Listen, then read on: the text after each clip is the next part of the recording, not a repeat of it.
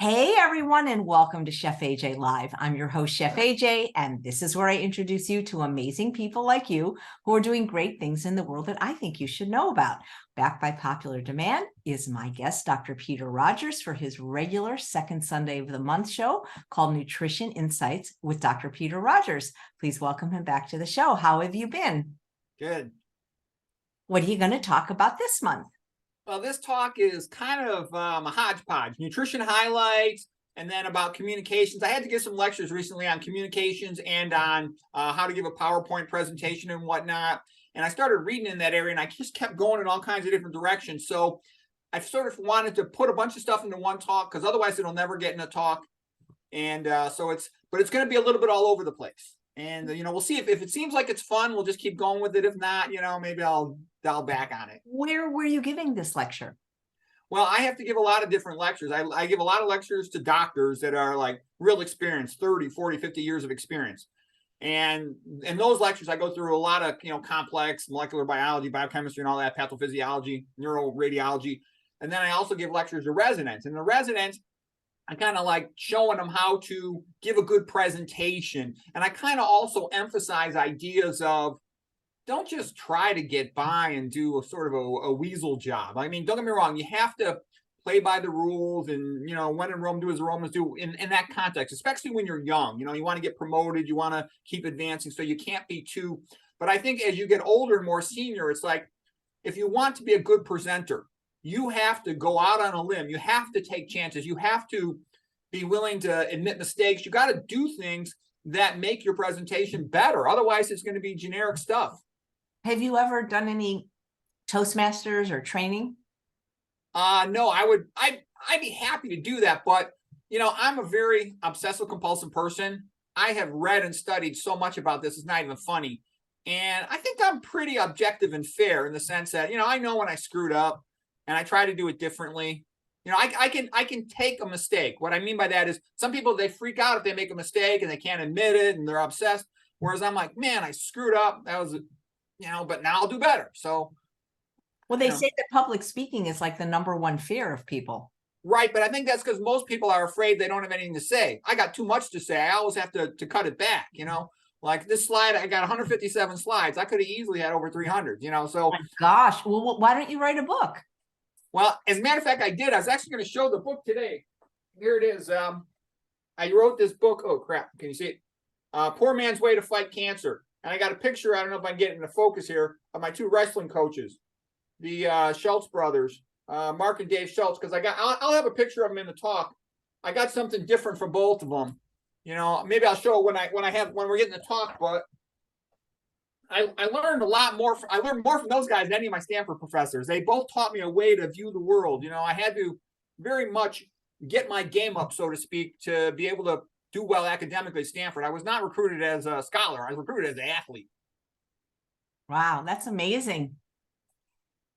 Well, would you like to start your presentation? Yeah. Okay.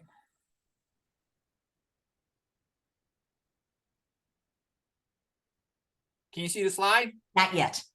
No. Okay. Let me make sure you have it open on your desktop.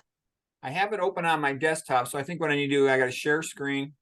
Yes. Share desktop. Okay. Once I click there you go. Okay. All right. So for this talk today, I want to start out with the 10 commandments of veganism. All right. Here's a lovely painting of Moses looking at the 10 commandments. This is painted by Arnold Freiberg. And here we go. Social thinking does not work. When it comes to optimizing health, your nutritional thinking should be more like religion, biblical, like the 10 commandments. Most of us were fat and sick because of eating the wrong food and rubbing toxins on oneself.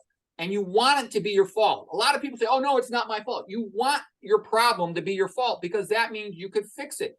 Okay, 10 commandments of nutrition are written in stone. Starch is the true god of food. Thou shalt put no other foods before starch.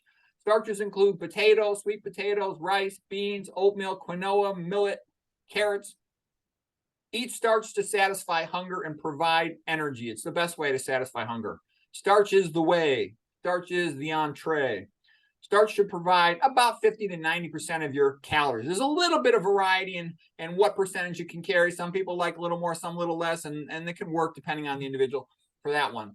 Okay, commandment number 2, thine brain is a thermostat.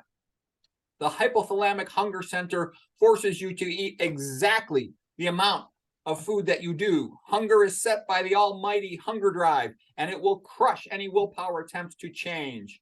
Eat less and exercise more is the mantra of chumps. It does not work.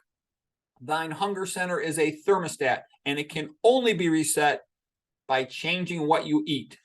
Thou dost not need to count calories. Eat the right foods, and thy brain will correctly reprogram itself. That's an important one. You can't just do it on eat more and exercise less. Okay, commandment number 3.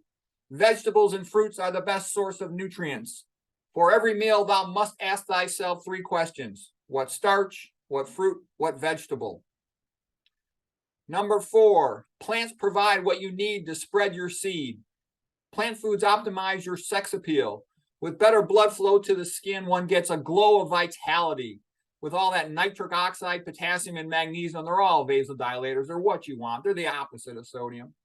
You get better blood flow, and you also get better blood flow to all your organ systems. Everything functions better. Number 5, it's not a diet. It's a way of life. Number 6, thou shalt not eat meat. Meat makes you fat, diabetic, and hypertensive. Milk is liquid meat. Cheese is meat jello. When you eat cheese, you look like the animal it came from. Pizza looks the same on your plate as it does in your arteries. It looks like atherosclerotic plaques. They look like a cheese pizza. Meat causes leaky gut, postprandial lipotoxemia, xenocylitis, TMAO, inflammation, kidney hyperfiltration, autoimmune disease, increased risk of cancer. It has no fiber and is associated with constipation, abdominal pressure syndrome, iron overload, estrogen overload, increased ILGF, methionine, leucine, mTOR, and cancer. I mean, what? How could it be worse than that? Number 7, thou shalt not eat oils. Oils are liquid fat, and they make thou fat. All processed oils are bad, including olive oil. Okay? Oils cause blood sludge, which is atherogenic. Oils cause decreased arterial vasodilation. They cause endothelial dysfunction, meaning your arteries have difficulty opening up after ingesting oils. Oils cause lipid peroxidation, which damages the hypothalamus and hippocampal neurons and pancreatic beta cells. That's especially from the research of Tetsumori Yamashima, the Japanese neuroscientist. Oils are tumor promoters. If thou must go to a restaurant, then choose the buffet and eat your salad without dressing. Skip the dressing and you will look better undressed. Salad dressing is for wussies. Okay. Number 8, thou shalt not commit adultery with junk food and fast food. Number 9, thou shalt not bear false witness against the vegan diet. There are 2 kingdoms of food. The vegan kingdom is the land of healthy aging, like the Tarahumara, Okinawa, Yanomamo, rural Kenya, Papua New Guinea, and Loma Linda. The meat and junk food kingdom is the land of the fat and the sick, like the Pima, most Americans, and other eaters of the SAD diet. You may ask, what about fat vegans? They have fallen into temptations of oils and sweets, the siren song of philosophic vegetarians. Do not be fooled by these false prophets. The path to optimal body weight is orthodox veganism. Low sodium, low fat, whole food, 100% organic, 100% plant-based, with no oil, no caffeine, no alcohol, no sweets, no refined flour. Okay, when the rest of your age cohort is fat, diabetic, woodless, hooked on hypertension pills, and worried about open heart surgery, you'll be waking up with wood, and the only question will be whether to bop the bishop or bang the Betty. Starch hath saved you. Thou shalt not covet thy neighbor's plate of GMO-fed, herbicide-sprayed, hormonally hypertrophied, antibiotic-assaulted, hexane-extracted, MSG-marinated, trans-fat-fried frankenfood. Okay, does that sound like too much effort? Get thee an attitude of gratitude. Heal your objections to veganism, and it may heal you. Hath not the Lord provided you safe passage through the Red Sea that drowneth the many? The low-fat, low sodium vegan diet is the only path that prevents most of the chronic diseases. And so here's Psalm 23. Yea, though I walk through the valley of the shadow of death, I shall fear no disease because the vegan diet is by my side. And this is the painting Crossing of the Red Sea by Arnold Freiberg. Okay, so that was the deal about, if you have an alcoholic, you tell them no alcohol. You can't get drunk on the weekends. You have to stop drinking alcohol. Same thing with cigarettes. You don't smoke on the weekends. You stop smoking. And meat is another one of these poisons to our health. So if you want to optimize your health, you got to stop it. And once you're sick in some way, then you have to be extra careful because you want to not just keep things under control. You want to reverse a problem. Okay. So, we call this the holy grail of health. These are other things one can do to be healthy. And I also showed this because the idea of, going 100% on these things. And it reminds me of only Sir Galahad could find the Holy Grail because he was the one who made himself worthy. Even though Lancelot was the better knight, Lancelot was fooling around with, Guinevere and another lady. So he was felt unworthy to find the Holy Grail. So that's what I'm sort of saying is don't go half-ass on this. Be 100% and, you'll be best likely to get your success. All right. I'm briefly going to mention I recently published a book. It's called The Poor Man's Way to Fight Cancer. Basically, it's all the things you can do that don't cost you any money that could potentially help you a lot. This is a picture of my two wrestling coaches when I was a wrestler at Stanford University. This is Dave Schultz and Mark Schultz. They're both national champion, world and Olympic champions. And I learned something real valuable from them. I think I got more pictures of them. Oh, actually, I only got one picture because I'm not showing all the pictures. I'm just showing this cover here.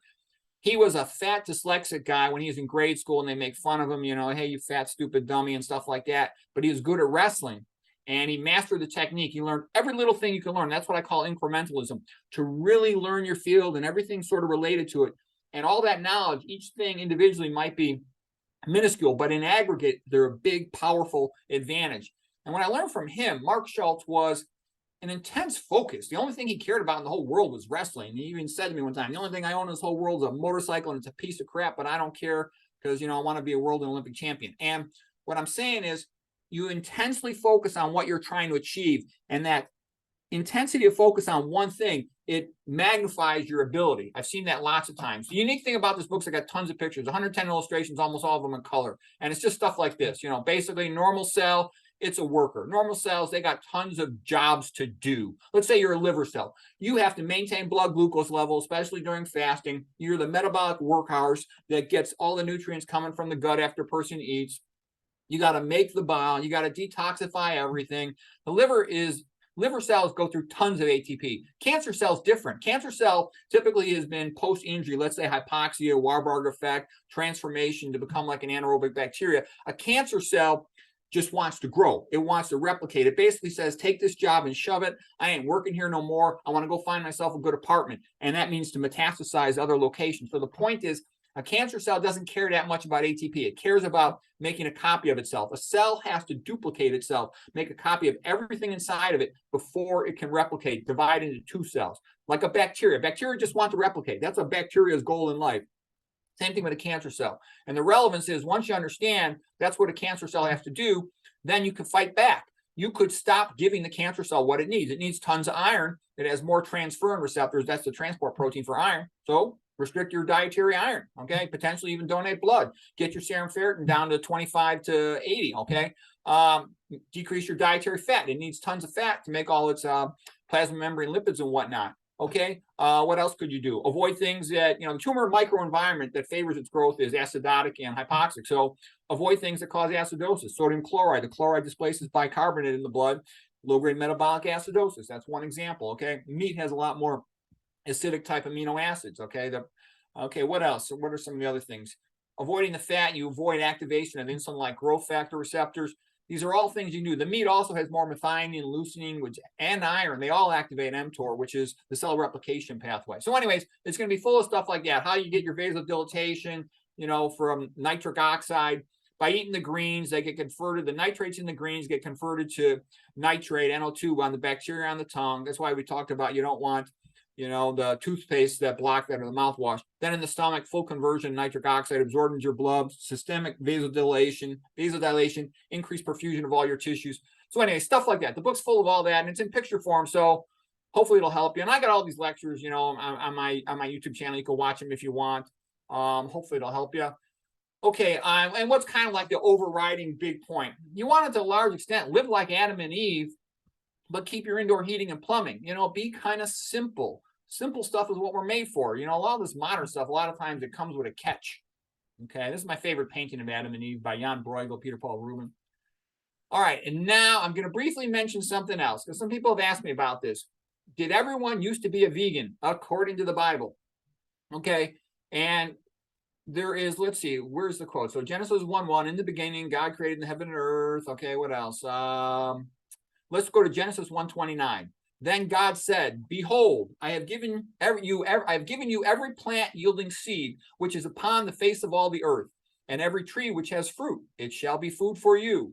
And to every beast of the earth, and every bird of the air, and every creature that crawls upon the earth, I have given every green plant for food. So according to this, everybody, including plants and animals, were supposed to be vegans in the beginning. All right, according to this. That's before the flood. After the flood had wiped out all the plants. So then there weren't any plants to eat, so people could eat animal foods. All right. After the flood, I was told that they were supposed to return eating plant foods, but I haven't looked up where that one is, so I can't prove that. I'd have to look that up to know that. Okay. And God said, if thou wilt hearken to the voice of the Lord thy God, and wilt give ear to his commandments, I will put none of these diseases upon thee, which I have brought upon the low-carb paleos. For I am the Lord God who heals you. And that's Exodus chapter 15, verse 26. This is a good website if you ever want to look up Bible quotes, biblehub.org. Okay, now for something, a little bit of a hot topic. What are some of the biggest lies in veganism? Good fats, like olive oil, is not good for you, okay? I'm not going to go into all these in detail, but I'm just sharing with you some of these things because you're going to hear this all the time. MSG is okay. No, it's not. It's neurotoxin carcinogen. It's okay to drink tap water with F-. Okay, a lot of times tap water got F-. It's got aluminum. It's got EDCs, endocrine disrupting chemicals, especially estrogenics. You definitely want a water filter. At a minimum, a carbon filter. High fructose corn syrup is okay. No, it's not.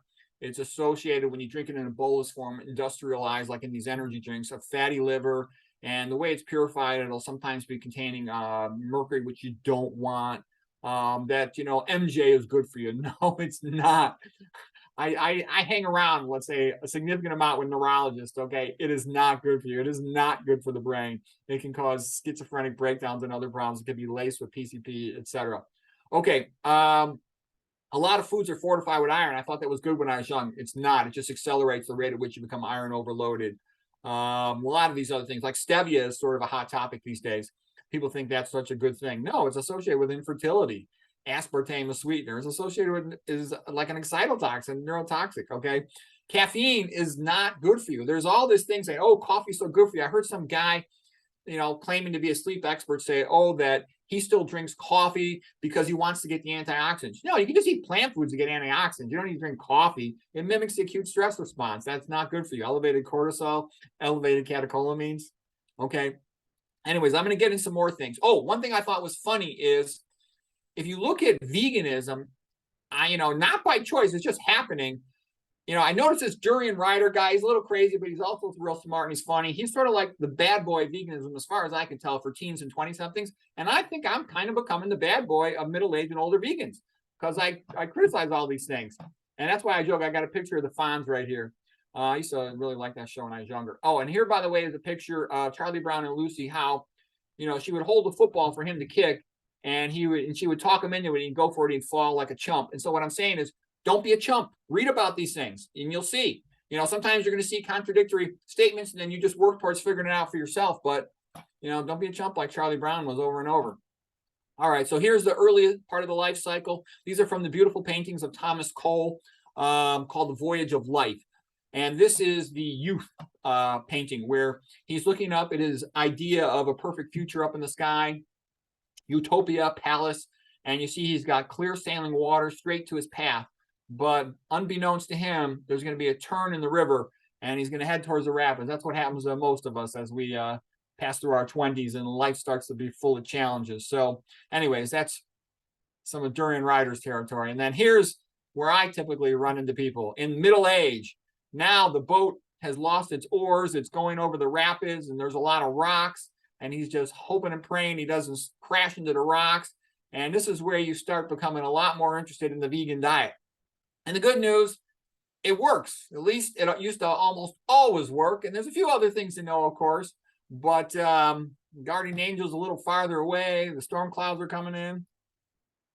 This is Middle Age from the Voyage of Life paintings. Oh, another thing that's overrated. We talked about it before. I'm not going to go into too much, but the reason why a lot of these psych drugs tend to not work at all or only work in the short term is because synapse in the brain is typically much, much, much more complicated than people think. You'll see a single neurotransmitter and a single synaptic cleft, but quite often there's multiple simultaneous synapses interacting with multiple different neurotransmitters, and anything you change about one of them is going to cause compensatory changes in the other one, leading to net changes that you don't want. So I'm just saying, be aware of that. It's not just this simple one neurotransmitter needs to go up or down with like a dimmer switch. It is not like that. It is much more complicated, and those drugs work much less well than people think. Okay, so then here's another thing I want to talk about is I think the old view of health and veganism was simply if you just eat the right diet, low fat, low sodium, whole food, plant-based diet, everything will be fine. And here's what I'm saying. I think we are entering a new era. I actually believe we've been in this new era for some time, and we're going further into it, and it's really becoming a big deal. Here's what I'm saying. The new view of health is that vegan diet alone is not enough. It's not enough. I know it used to be enough, but I don't think it's enough anymore. I believe now you need to learn something about toxins because they're just too ubiquitous. They really are. It's not just because I'm interested in them. They really are. All these estrogenic chemicals, estrogen is a fat storage chemical. If you're getting estrogenics from your tap water, you're getting estrogenics from your clothing, from your detergents, from the personal care products you use, from eating a meat and oil diet, you're going to have really high estrogenics. I mean, like I said, I know some people where every single woman in the family had to get a hysterectomy before the age of 35. That's not a healthy thing. There's a lot of heavy metals contaminating our foods these days, preservatives, excitotoxins. That's things like MSG, MFG, and aspartame, mitochondrial toxins, these SERCA inhibitors, and other ones. So what I'm saying is it used to be this relatively straightforward diagram, okay? If you go vegan, especially by 35 years of age or so, you're probably going to avoid all these chronic disease. You'll die in old age, and you'll have a relatively hassle-free middle age and older years. On the other hand, you go down the SAD diet, you know, meat, oil, processed food, drug, chop, chop, chop, surgery, bye-bye money, you know, dead early, all right? But things have gotten more complicated, okay? And what I'm saying is, you know, what are you trying to do? You're trying to stay out of health hell, okay? So I like this picture here by Dino Di Durante. I think it's beautiful, of the multiple circles of hell, you know, sort of based loosely on Dante. You know, here's Dante from his Divine Comedy, okay? And there's Virgil, his guide through. And the point is all these health foods push you down further and further into the deeper, worse circles of hell. And the way you get out of it was, you know, our diet. That's typically how it's been. But now it's becoming more important to avoid toxins. And one of the big new things being talked about is this new appeal coating. Now, the people who invented this stuff, they're brilliant. I mean, they call it appeal, so like it's appealing. It sounds good. The peel on a fruit or a vegetable. It also has other names that are almost the same thing. Eddy peel or organopeel. And it does have a legitimate purpose. The idea is to prevent fruits and vegetables from spoiling, because a lot of stuff does spoil, and a lot of money is lost from that. A lot of food is lost from that. It's currently sprayed on avocados and apples, and I've heard it's on cucumbers, and then there's plans to spray it on a bunch of other things, orange, limes, pineapples, you know, lots of stuff. And I don't even know for sure what other things it's on. It has been approved for organic produce, but there's some things about it that I'm not thrilled about. It cannot be washed off according to the makers of it. It has been labeled as GRAS, meaning GRAS, generally regarded as safe. But then you start looking at it more closely. There's an FDA summary sheet that says that, you know, it contains these monoglycerides, diglycerides. So, you know, a triglyceride is your typical fat. You know, the glycerol backbone 1, 2, 3 fatty acids. Well, mono would be the glycerol backbone 1 fat. A di would be 2. But the point I'm saying about this, they can contain trans fat. So you take this wonderful food, fruits and vegetables, and now you're going to put a little bit of trans fats on it. That's not good. Then it's got these other heavy-duty chemical solvents, including, you know, things like hexane. Hexane, you know, is a neurotoxin, okay? That can be on there. You know, these might only be on there in small amounts, but that could add up. Okay, there's heavy metals that can be on there that are allowed to be on there, including lead, palladium, arsenic, okay? And there's also something called acetonitrile, okay? That's not good. These are all neurotoxic, acetonitrile, toluene, hexane, lead, okay? Now, I also then looked up, you know, at PubChem, some of the data sheets, okay? For example, this right here is hexane. neurotoxin associated with polyneuropathy, numbness in the extremities, muscular weakness, blurred vision, headache, fatigue. Neurotoxic effects have also been exhibited in rats. That's not good. Toluene. Okay. Central nervous system is the primary target for toluene toxicity. I've seen articles in the American Journal of Neuroradiology of basal ganglia strokes from this stuff. Okay. You don't want this. All right. So you take this perfect food, fruits and vegetables, and then here's the one that scares me the most: acetonitrile.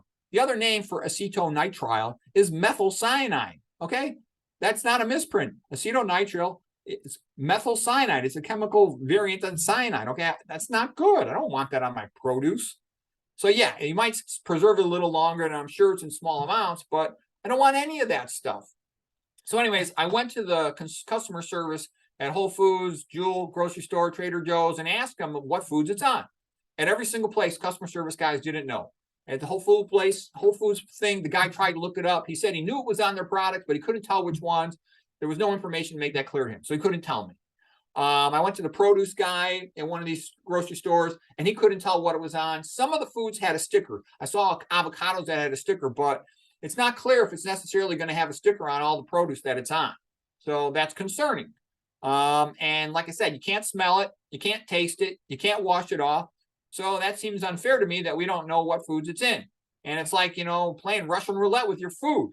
And, like I said, what are you going to do? You've taken fruits and vegetables, the greatest foods in the world, and they're being turned into junk food.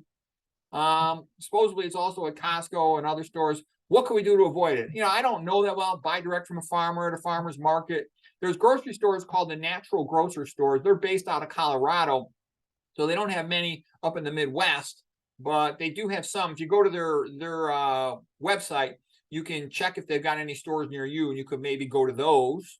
Frozen food will maybe not have it, but I don't know for sure. I'd hate to give up eating fruits and vegetables, and then I would totally become a starchivore. It used to be those Asians would eat like 95% rice, but you certainly want more variety than that. I'm gonna go on the Kempner diet, maybe. Okay, for years I used to think that fluoride in the water, the tap water, soy in the baby formula with BPA and aluminum cans was just a way to sort of like, it was like unfair to poor people, okay, to shorten their lives. But now with APO, it's like everybody's screwed. That's what I'm trying to say. It's like that movie with Kevin Costner, No Way Out. There's no longer a great path. If we all know that standard American diet is screwed, okay, but now, even if we eat fruits and vegetables, we're still screwed. What's the only path out? To only eat starch? We'd like a little more variety than that. I like starch. Yeah, it's the best food, but we want more than that. So it's sad. We really should be allowed to know what food it's in so we can avoid it if we want. So I joke, help Mr. Wizard, beam me up, Scotty, fast. How can we get out of this trap? And, we should have a right to know what's in our food, the freedom of food. And this is a picture from the Planet of Apes movie. The Statue of Liberty is sinking into the ground and about to drown, but she's not dead yet. Maybe we can save her and still have some freedom of our food so we can choose the food that give us the right to life, liberty, and the pursuit of happiness that's good for us. That's what I'm hoping. And I made a vegan prayer. I got some like religious metaphors for this talk. It's going to be about communications, and they're kind of fun. And I'm just having fun with this, so please don't go crazy if you don't like it. But this is called the Holy Berry. Holy Berry, mother of starch, blessed is the fruit of thy womb, Vegas. Pray for us dietary sinners, now and at the hour of our dinners. And if the name of this prayer sounds like a Hollywood actress, that's entirely coincidental. Okay, next topic. I had a whole bunch of topics kind of come together for this talk rather than speaking on one thing. It was the only way to ever talk about these things on Chef AJ's show, so that's why they're all together. You can't outrun a bad diet. So this guy right here is Jim Fix, who is a real smart guy in Mensa. He wrote this book here, The Complete Book of Running. He's got nice, muscular, sexy legs, okay? Well, anyways, he said, I'm a marathoner. I can eat whatever I want. So he's eating cheeseburgers, and he had a myocardial infarction. The point being is you can't outrun a bad diet. If you plug up your coronaries, even if you normally have a lot of fitness, you're still going to have the risk of having a vulnerable plaque that's going to rupture. You'll have an MI. This is a guy named Bob Harper. He was a big celebrity, personal trainer on the show. I think it was The Biggest Loser.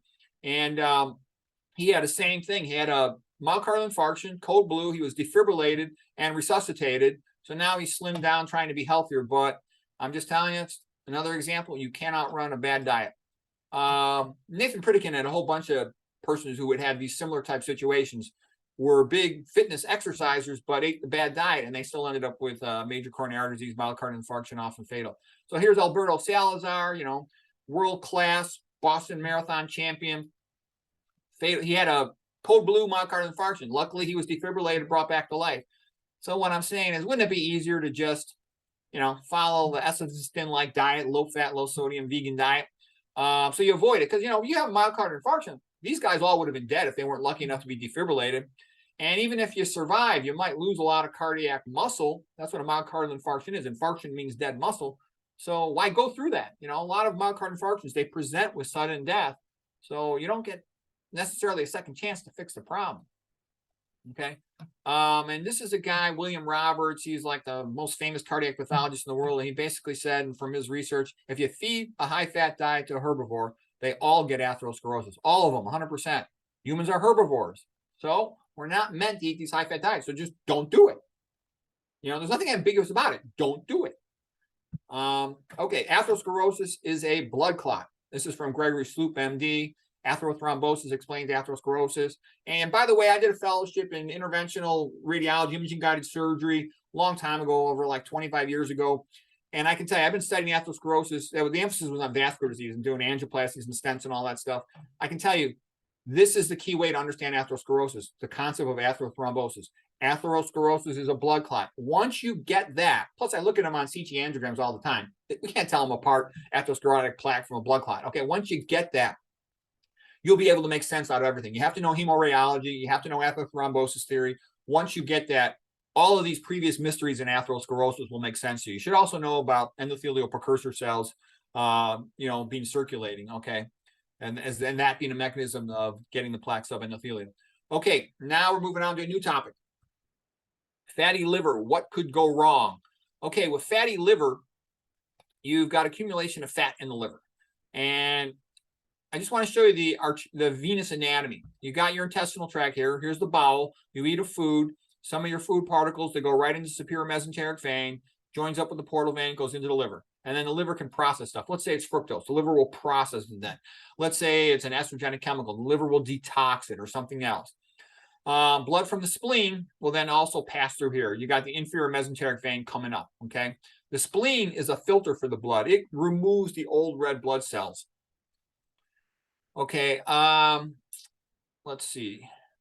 By the way, fatty liver is so common. It's over 1/3 of the American population has fatty liver. I can tell you, a lot of times I have to look at CAT scans or abdomens of the, or CT scans of the abdomen. I see fatty liver tons of times.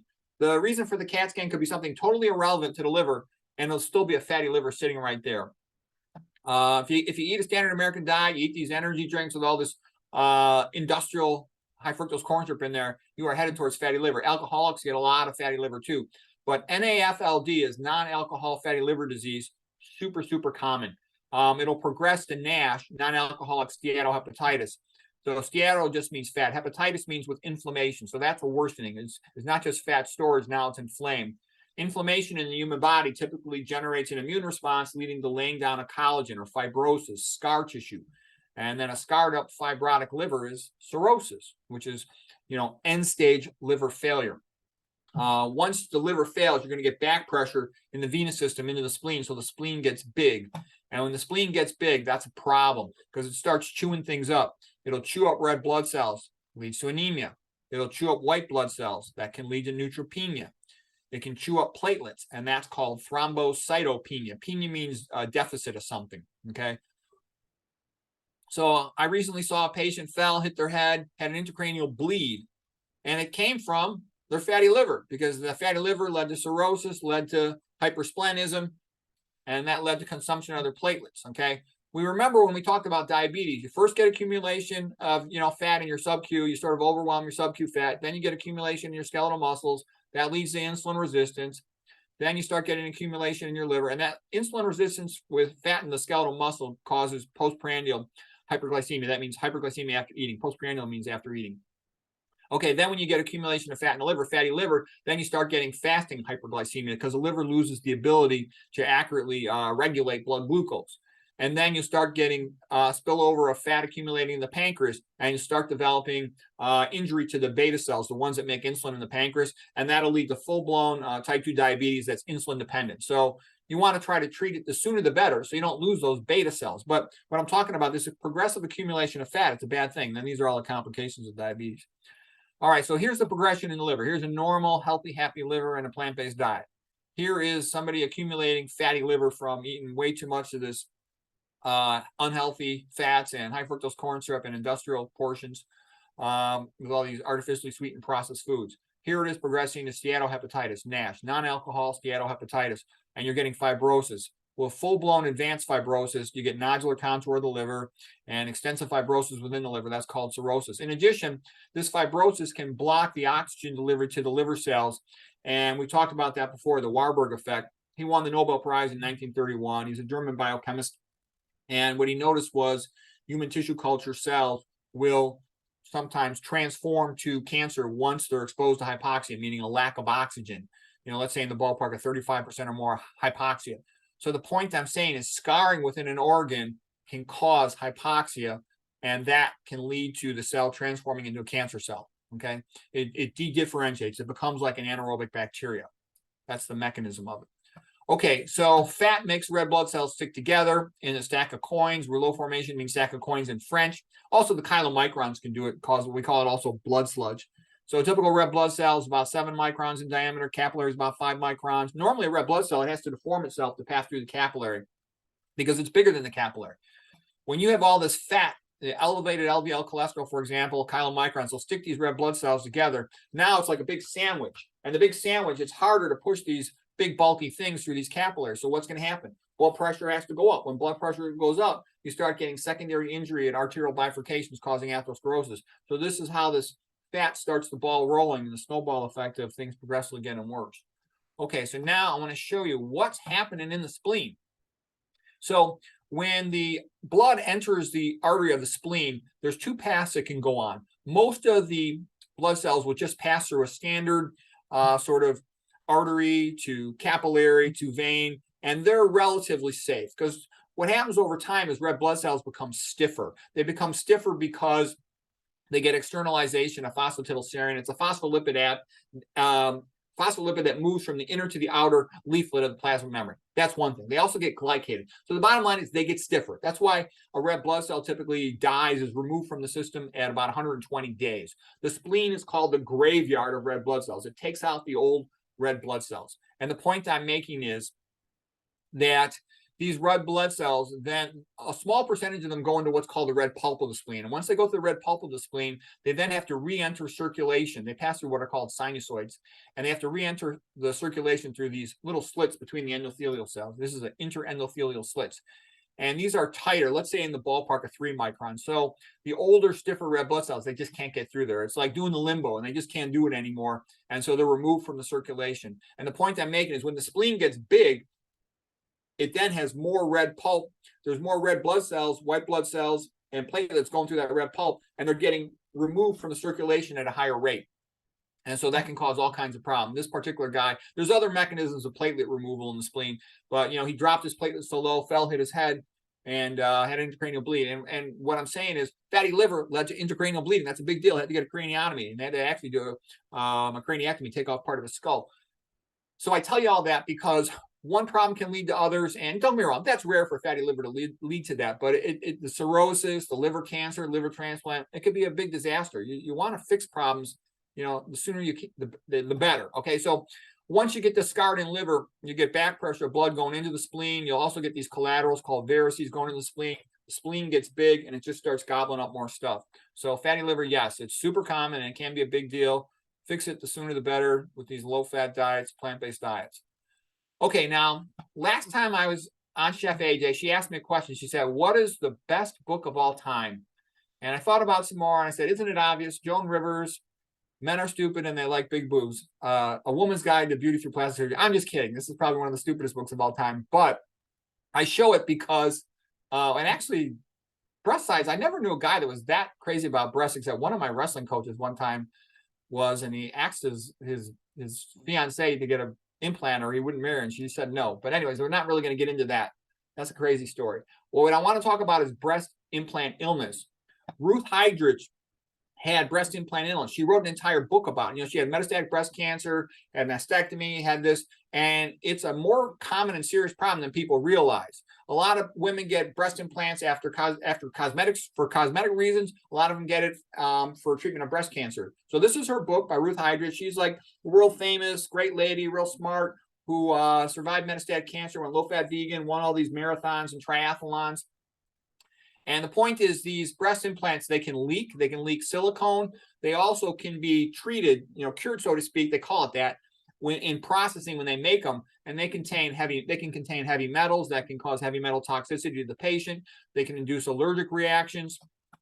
So, and it's not always easy to get all this stuff out. They can cause autoimmune disease. They can cause infections. When the implants are removed from the body, they should be cultured, not just removed. You always want to culture the site. They can cause a foreign body inflammatory reaction. So this lady right here, her name is Laura Miles. She's an ophthalmologist who had breast cancer, mastectomy, subsequent breast implant illness. And she's got a good lecture, good TED talk on the subject. So I'm just letting you know, this is a bigger, I'm going to revisit this and read more about it, but I'm letting you know, this is a big deal. So if somebody's having problems after they got breast implants and they don't know why, you should definitely consider the breast implant. Not for sure that's the reason, but you want to consider it. Okay, another thing came up. People are asking me recently, how come I don't ever eat bread? And I can tell you the main reason is I couldn't find a bread that I thought was healthy. I went to all the stores and I looked at them, and the best ones were like in the freezer at like Whole Foods, for example. But even still, I couldn't find a brand that, that was consistently sold there that didn't have MSG or MFG or contain some type of oil. There's other potential problems in them with some of the preservatives, like the stuff that sits on the regular shelves that aren't cooled. That stuff will sit there for a year. It's not a normal food, doesn't sit there for a year without spoiling. So anyways, even though when I was a kid, I used to eat, peanut butter and jellies all the time, 3 of them in a day. I'm just letting you know, in my opinion, there's too many problems with modern breads. I don't eat them. The best thing would be if you could make your own. I realized that bread in the past was, a real common food, and it was simpler. Didn't have all this modern processing stuff. Okay, another thing that's come up is, what about a lot of women getting lung cancer that never smoked cigarettes? It turns out in some places like China, where there's a lot of air pollution, a lot of women are thought to get breast cancer from that. But it's also the case that a lot of women are thought to get lung cancer from cooking oil fumes. So if you're cooking, especially if you're frying anything, first of all, you shouldn't be frying anything, but if you are frying anything, you want to have one of those extraction vacuum hoods to pull the smoke out of the area. It's been shown that causes a 50% risk reduction of getting lung cancer. There's some other risk factors. I think radon's kind of overrated, because I read about that in the past, and it almost seemed like it was a bit of a way to try to generate more work contracts. Cooking around a lot of fried food can also cause chronic bronchitis. I know with my family, sometimes, my wife's frying some food, and I'm like, please don't do that. Let me get out of the kitchen, because it's inhaling it. I find it, I don't like the smell of it. People who work in restaurants where they fry a lot of food, the people who work in the kitchen staff, they have a lot more problems. They've tested thousands of people. There's a lot more problems than the people who work out in the dining area. So here's just a sample of the papers, association between lung cancer and, air pollution tends to be adenocarcinomas. Plus, there was a real famous pulmonary radiologist. I think his name was Dr. Gavin. He was a real smart guy, and he said something is changing in lung cancer.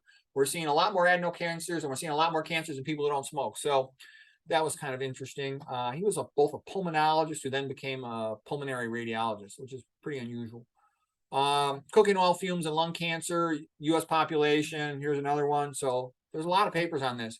And then here they are. They're able to check metabolites in the urine, indicating oxidative stress and tissue damage from people working in the restaurants where they have cooking oil fumes from frying food. And here's just more of the same types of paper. And then this was showing an increased risk of chronic bronchitis. This is the one that showed 50% higher risk of lung cancer if you don't have one of those extraction hoods to suck the fumes out. So do whatever you can to ventilate the area. All right, this is just some mitochondrial toxins. And the point I make about this, a lot of times people are totally unaware of these stuff. It's almost like a slow kill. It's just gradually depleting your vitality and energy. So atrazine is a typical estrogenic herbicide sprayed on corn, for example, GMO corn. Okay, F minus, we talked about that in the water. HNE, hydroxynonenal, that's the stuff that is a toxic aldehyde byproduct of omega-6 oils from lipid peroxidation. Lead is a contaminant in some foods and whatnot. High fat diet, especially saturated fat, inhibits complex 3 of electron transport. This is the intermitochondrial membrane in your mitochondria. This is where all the action happens for making energy. Electrons are passed from complex 1, coenzyme Q, complex 3, cytochrome C, complex 4, and then they pump out simultaneously protons. H plus is a proton, and then they're harvested by ATP synthase, which lets a proton come back in, along the favorable direction of the gradient, and that's used to make an ATP. This is how the vast majority of energy in the human body is made. And so what I'm saying is, no matter what you do, you're exposed to some of these. So you don't want to add to it by, eating this stuff, okay, or not filtering this stuff.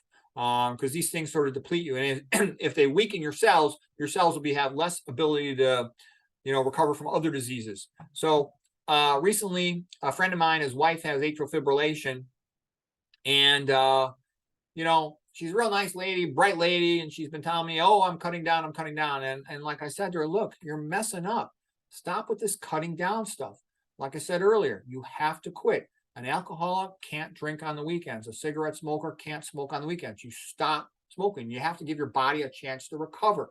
And AFib, it's said that AFib begets AFib. The longer you have AFib, the harder it is to reverse it. And a lot of doctors, they don't know what they're talking about. They keep recommending the Mediterranean diet, which is idiotic. And it's just out of laziness. They hear someone else recommend Mediterranean, and they go, oh, okay, Mediterranean diet. Yeah, sure, do that. Okay, I don't know what they're talking about. It allows meat, it allows chicken, it allows fish, it allows olive oil, and a whole bunch of other stuff. It's not a healthy diet. Person needs to know that. Okay, so what else? Some of the risk factors for AFib, obesity, diabetes, hypertension, ischemia. Ischemia is a big one. You start damaging areas of cardiac muscle, and now the conduction pathway from the sinoatrial node down to the ventricles, it'll have to take detours around the infarcted tissue or the damaged tissue, and that can lead to conduction abnormalities. Plus, chronic hypertension and hypertrophy of the heart with enlargement of the diameter and thickening of the muscle wall can also disrupt cardiac conduction, electrical conduction. And these are some other risk factors. So what am I saying? If you got AFib, try to avoid all these risk factors as fast as you can, and hopefully you'll bounce back into normal cardiac sinus rhythm. And even if you don't, consider getting, see your cardiologist, consider getting cardioverted, but don't wait too long, because the longer you wait, the less likely you'll be able to cardiovert back to a normal sinus rhythm. They can give you pills, things like for rate control to slow it down so you have adequate time for ventricular filling. They can give you anticoagulation to try to decrease the risk of a stroke. They can give you medicines for rhythm control, antiarrhythmics. That's a whole other story. We're not going to go into too much detail here. Eating the healthy diet, same one we just talked about. It's the same diet for everything, because that's the diet humans are designed to eat. It makes them healthier, okay? All right, what else happens if you can't cardiovert? Well, then you just stay on those medicines long term. Sometimes they can do something called ablation, where they'll go in there and put catheters, through your jugular vein, up through your common femoral artery, up into the heart. They'll try to burn a pathway, to like block the unfavorable pathways, keep the favorable pathways. That's a big procedure, though. It can take as long as 6 hours, tends to work better in younger patients. And there's risk of side effects, even death. If it works, great, but it's no walk in the park. For older patients, my cardiology friends say, yeah, you might be better off just going with the rate control medicines and anticoagulation. That's a common medicine, apixaban, but there's other ones that are used for it as well, Xarelto, for example. All right, so anyways, the things just get worse if you let atherosclerosis and hypertension go and diabetes. The ascending thoracic aorta has a lot of elastic fibers that are pushed outward after the heart contracts, and then during cardiac relaxation diastole, they have elastic recall. They come back in, and that maintains flow during diastole, which gets blood to flow throughout the body during diastolic part of the cardiac cycle. It also pushes blood into the coronary artery. So you lose these elastic fibers. They're trashed by hypertension, and eventually this ascending thoracic aorta becomes stiffened and calcified. And then all of your pumping comes from the heart, so pressure has to go up. You get increased systolic pressure, and you'll have decreased diastolic pressure, which means a wider pulse pressure, a gap between systolic and diastolic. And the worse that gets, that's not helpful to the patient. Also, here's a normal small artery capillary. The direction of flow is like this. These are the red blood cells passing through the small vessel. The blue circles are the oxygen coming off.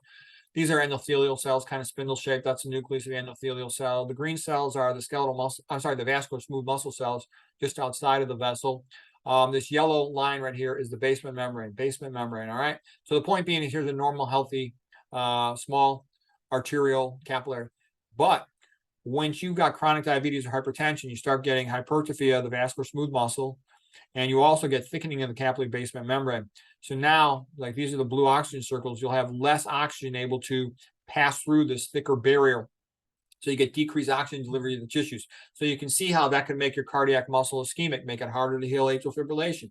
You can see how that might cause decreased energy, decreased oxygen availability to your brain neurons, make you stupid, brain fog. You can also see how if you're trying to heal something, you need more energy production to do anything, to do useful work, to heal things. And you also progressively become at increased risk for cancer because you can reach that Warburg effect of 35% or more hypoxia. So it's all bad. There's nothing good about it. You just want to fix it. And you don't want to say, oh, I'm doing okay, it's under control, because you're going to potentially be getting worse if you're not really getting your act together as well as possible.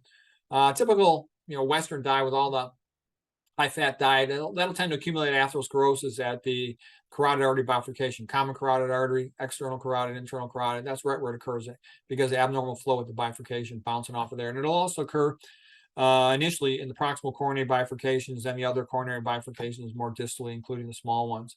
So that's your typical pattern. Sort of the pattern to the brain from hypertension and high sodium, that's been called the Asian pattern from the 1970s because they ate a very high salt diet and they smoked a lot of cigarettes, versus the Western pattern is more of the coronaries and the carotid. Okay, and then one of the big secrets, and most doctors don't know this, is that it's not just the high sodium, it's the lack of potassium. And that's especially a big thing in African Americans in the United States. People, what I was taught in residency and fellowship, oh, they're just sodium sensitive, there's nothing you could do. Well, that's actually not true. Richard Moore, MD, PhD, who devoted his whole life to researching this, he said, the problem is not so much they eat that much sodium, because they don't. He said it's because they don't eat enough potassium. They don't eat enough plant foods. P for potassium, P for plant foods, okay? He calls it a K factor, meaning the ratio of potassium to sodium. And he says it has to be over 5-to-1 to give you normal blood pressure. And actually, our ancestors probably ate about 25-to-1 times more potassium than sodium. And that potassium is a vasodilator, sodium is a vasoconstrictor, meaning potassium opens up arteries, sodium constricts them. So that's a big secret to know, and almost no one knows it. Your cells, they basically run on this stuff. Potassium is the most important element in the whole human body. It's what's used to run all your plasma membrane gradients, and you generate these chemical gradients, and they're also electrochemical gradients in the wall of every single cell in your body. And that's how it does useful work. It's essentially like a battery. The human body is brilliant. It's a genius. It knows what to do. You just got to give it the food it wants. And that's what it uses to pump everything. It uses that to pump protons. It uses that to pump amino acids. It uses that to pump calcium. And the relevance is, if you eat too much sodium and you deplete yourself of potassium, you can't run these pumps effectively, meaning you can't pump calcium out of your vascular smooth muscle cells. So they stay constricted. They stay clamped down. And when they're clamped down, you're now pumping blood through a constricted system, a narrowed system. So blood pressure has to go up. And that's the great secret of high blood pressure. That's what it's really all about. Okay, so the body has to maintain constant amounts of ions because it has to maintain osmolality, or you'd have cellular swelling, for example, if you had too many ions inside a cell. So whenever you ingest more sodium, you're going to piss out more potassium and progressively become potassium depleted. So that's why if you eat plant foods, our kidneys are designed, because all our ancestors ate tons more potassium than sodium. We're designed to be able to excrete the potassium. We have trouble excreting the sodium in ideal amounts. Okay, so that was the point. And yes, atherosclerosis is partially reversible in terms of like helping yourself with coronary artery disease, helping yourself with AFib. This is an atherosclerotic plaque. Here's the endothelial precursor cells replacing the intimal lining, the lining in contact with the arterial flow. The lipid core will reabsorb. The necrotic core, dead cells, that will reabsorb. Lipid core means the fat part. Calcification, that will not reabsorb. That's there permanently. The fibrotic tissue, if it's early fibrosis that's still quite cellular, that can reabsorb. When it's acellular fibrous tissue, it won't. So the point is, you can shrink these plaques a significant amount. In addition, the endothelial cells, once you stop the high fat diets and you stop the high sodium diets, they'll start to produce more nitric oxide vasodilator. So even if the plaque stayed the same size, they'll vasodilate the artery and allow more flow. So you can really get a big benefit. And that can happen relatively quickly. Okay, so here's just one paper showing an example of this. This was done in Kenya, and this paper's from 1929. It's from the Lancet Journal. The author's name is Donison. So they had 1,800 consecutive patients admitted to the hospital. So these are inpatients. Inpatients tend to be relatively sick. There was no case of raised blood pressure. So the point I'm saying is it's not some genetic thing. When they ate a healthy plant-based diet like they did back at that time in Kenya, they didn't have any high blood pressure. And it's the same story all over the world. Populations that eat plant-based diets without added sodium and without all this modern processed food, they don't get hypertension. They got the same blood pressure in their teens as in their 70s. Okay, another point about overtreated hypertension. Everybody's worried about high pressure, but you know what? You got to watch out for overtreating hypertension. You want to try to find that happy medium, that Goldilocks balance just right, because if you overtreat hypertension, patients can fall down and hit their heads. Every single hospital in the United States, there's a bunch of old people who fall down and hit their head every day. They go for a CAT scan. Trust me, I'm very familiar with the process, okay? And what I'm saying is a lot of these are from overtreated hypertension. Now, don't get me wrong, they happen for numerous other reasons, but one has to be careful about overtreating hypertension. Okay, harms versus benefits of antihypertensive medication should be weighed in deciding to continue treatment. Antihypertensive medications were associated with an increased risk of serious falls, particularly amongst those with previous fall injuries. Yeah, and we talked about that. If you tie off the carotid artery in a mouse, this is the work of Jack Delatorre. He came up with the great theory of chronic cerebral hypoperfusion as being a major cause of dementia, cognitive impairment. If you tie off the carotid artery in a mouse and you then do an autopsy on them, 2 months later, they typically become demented. He expected to see a big stroke when he did the autopsy, but he typically found they just had a shrunken brain. That's apoptosis, meaning the neurons are shrinking gradually. When they shrink gradually, they can recycle themselves. That's in comparison with an abrupt stroke where the brain tissue just dies. And so the point I'm saying is overtreated hypertension is kind of like that bilaterally. Bilateral lack of blood flow to the brain. You could potentially be losing neurons, plus you're going to at least transiently lose cognitive function. Here's the carotid artery when it comes up to the brain. These small vessels going into the basal ganglia are called the lenticulostriates. Then the artery passes up around the convexity of the brain, and you have these penetrating arteries, across the cerebral cortex into the deep white matter. And if you think about it, you're standing up. The hardest spot to get blood is to the top of your brain. So why do you think your pressure is high? Your pressure is high to get blood up to the top of your brain. And what's making it high is because you're eating a lot of sodium, vasoconstricting. You're eating a lot of fat, making your blood thick. You got to pump higher pressure to pump thick blood, like a milkshake instead of like water with a high-fat diet. You got to pump higher pressure to get it through vasoconstricted vessels because of sodium, because of caffeine, for example. Okay, so what I'm saying is if you overtreat that blood pressure, you're not going to get as much blood flow to this area where I drew the skull and crossbones. Okay, and that's where I see all these silent strokes. And a lot of them are from overtreated hypertension. They're for other reasons as well, small vessel cerebral vascular atherosclerosis, but they're also from overtreated hypertension. And I'll sometimes see hundreds of them in a single patient. Now, down here in the bottom of the lenticulostriate arteries going into the basal ganglia region, this is where I most commonly see strokes from too high a blood pressure. It can shear the origin of these arteries. You can get a hypertensive stroke. You can get a hypertensive hemorrhage stroke. But these are about, in my experience, like 100 times more common, the ones up here. So I'm just saying, be careful. I think Dr. McDougall's smart about this. McDougall says he doesn't go chasing blood pressures that are only a little bit hypertensive. They have to be significantly hypertensive for a significant amount of time before he'll chase them with meds. So just make sure you talk with your doctor, you know what you're doing, but be careful about overtreating it. Okay, now that first part of the talk was primarily, a variation of highlights in nutrition, recent issues in nutrition. Now we're transitioning to part two of the talk. Part two of the talk is going to be a lot about communication. I've had to give a bunch of lectures on communication lately, so that's what I'm going to talk about. And I'm going to start out with a parable. I'm going to read you a parable, and I want you to see if you can guess what this means. I think you'll know it, but I want to see if you can guess. Okay, you ready? This is the parable of the zookeeper. A zookeeper or a doctor, who knows more? Once upon a time, the zookeeper for the herbivore monkeys went on vacation. A medical doctor agreed to moonlight at the zoo. He figured his experience with talking primates, humans, would serve him well. Unbeknownst to the doctor, the new commissary intern had been feeding the monkeys the same diet as the jaguars. This is known as the Jagoff diet. The herbivore monkeys got sick and they were too tired to climb the plastic trees in their cage. Paradoxically, the female monkeys seemed happier because the male monkeys were no longer trying to mount them. The moonlighting MD, he gave them pill after pill, which slowed things down a bit, but the monkeys kept getting sicker. It took 2 pills to control the monkey's high cholesterol and 3 pills to control the monkey's hypertension. The MD also ordered an endocrine consult to help for the monkey's worsening diabetes. Perhaps a continuous glucose monitor, CGM, with an insulin pump and some artificial intelligence, auto-programmable, of course, for insulin dosing might help. The MD also wisely consulted the cardiac surgeon to evaluate the monkeys for open heart surgery for coronary artery bypass graft, CABG, usually called cabbage.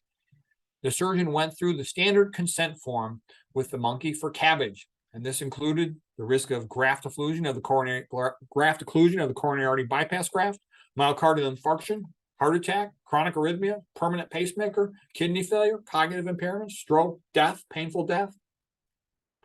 The monkey was scheduled for the operating room the next day. But then that morning, the zookeeper returned from vacation. The operation was postponed. The zookeeper put the monkeys back on a plant-based diet. The monkeys came off all their pills and made a full recovery. However, the male monkeys started again trying to mount the female monkeys. One of the female monkeys filed a complaint that the zookeeper was misogynist, and the zookeeper got fired. Then all the monkeys died. So what was the zookeeper's name? That's the question. Walter Kempner, described as perhaps the greatest doctor of all time by John McDougall. Okay, anyways, so now when I'm talking about giving presentations and lectures, I think if you want to make your presentations good, that they're useful to the audience and enjoyable to the audience, I think you should try every time to have at least one really interesting thing. You know, there's going to be some basics and stuff, but try to have one basic thing, like a Copernicus inversion. So this is a painting of Copernicus having a conversation with God by Jan Matejko, the Polish artist from 1872. Beautiful painting.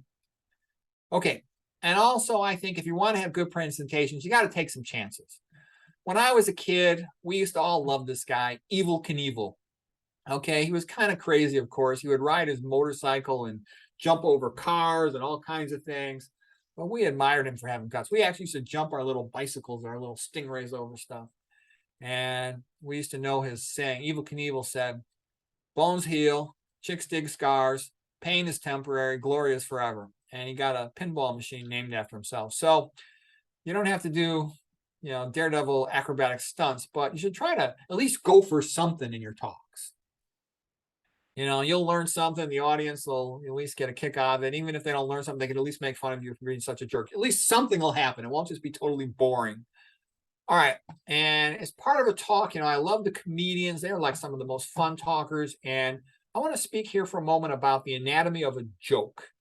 And jokes are really sophisticated language skills. Like if somebody's studying a second language, only the really advanced student can tell jokes or even understand a joke in the second language. So the basic anatomy of a joke, and this, by the way, comes from a guy named Greg Dean, and it's based on a theory of humor by Victor Raskin, and they write about it in their book, Stand Up to Stand-Up Comedy.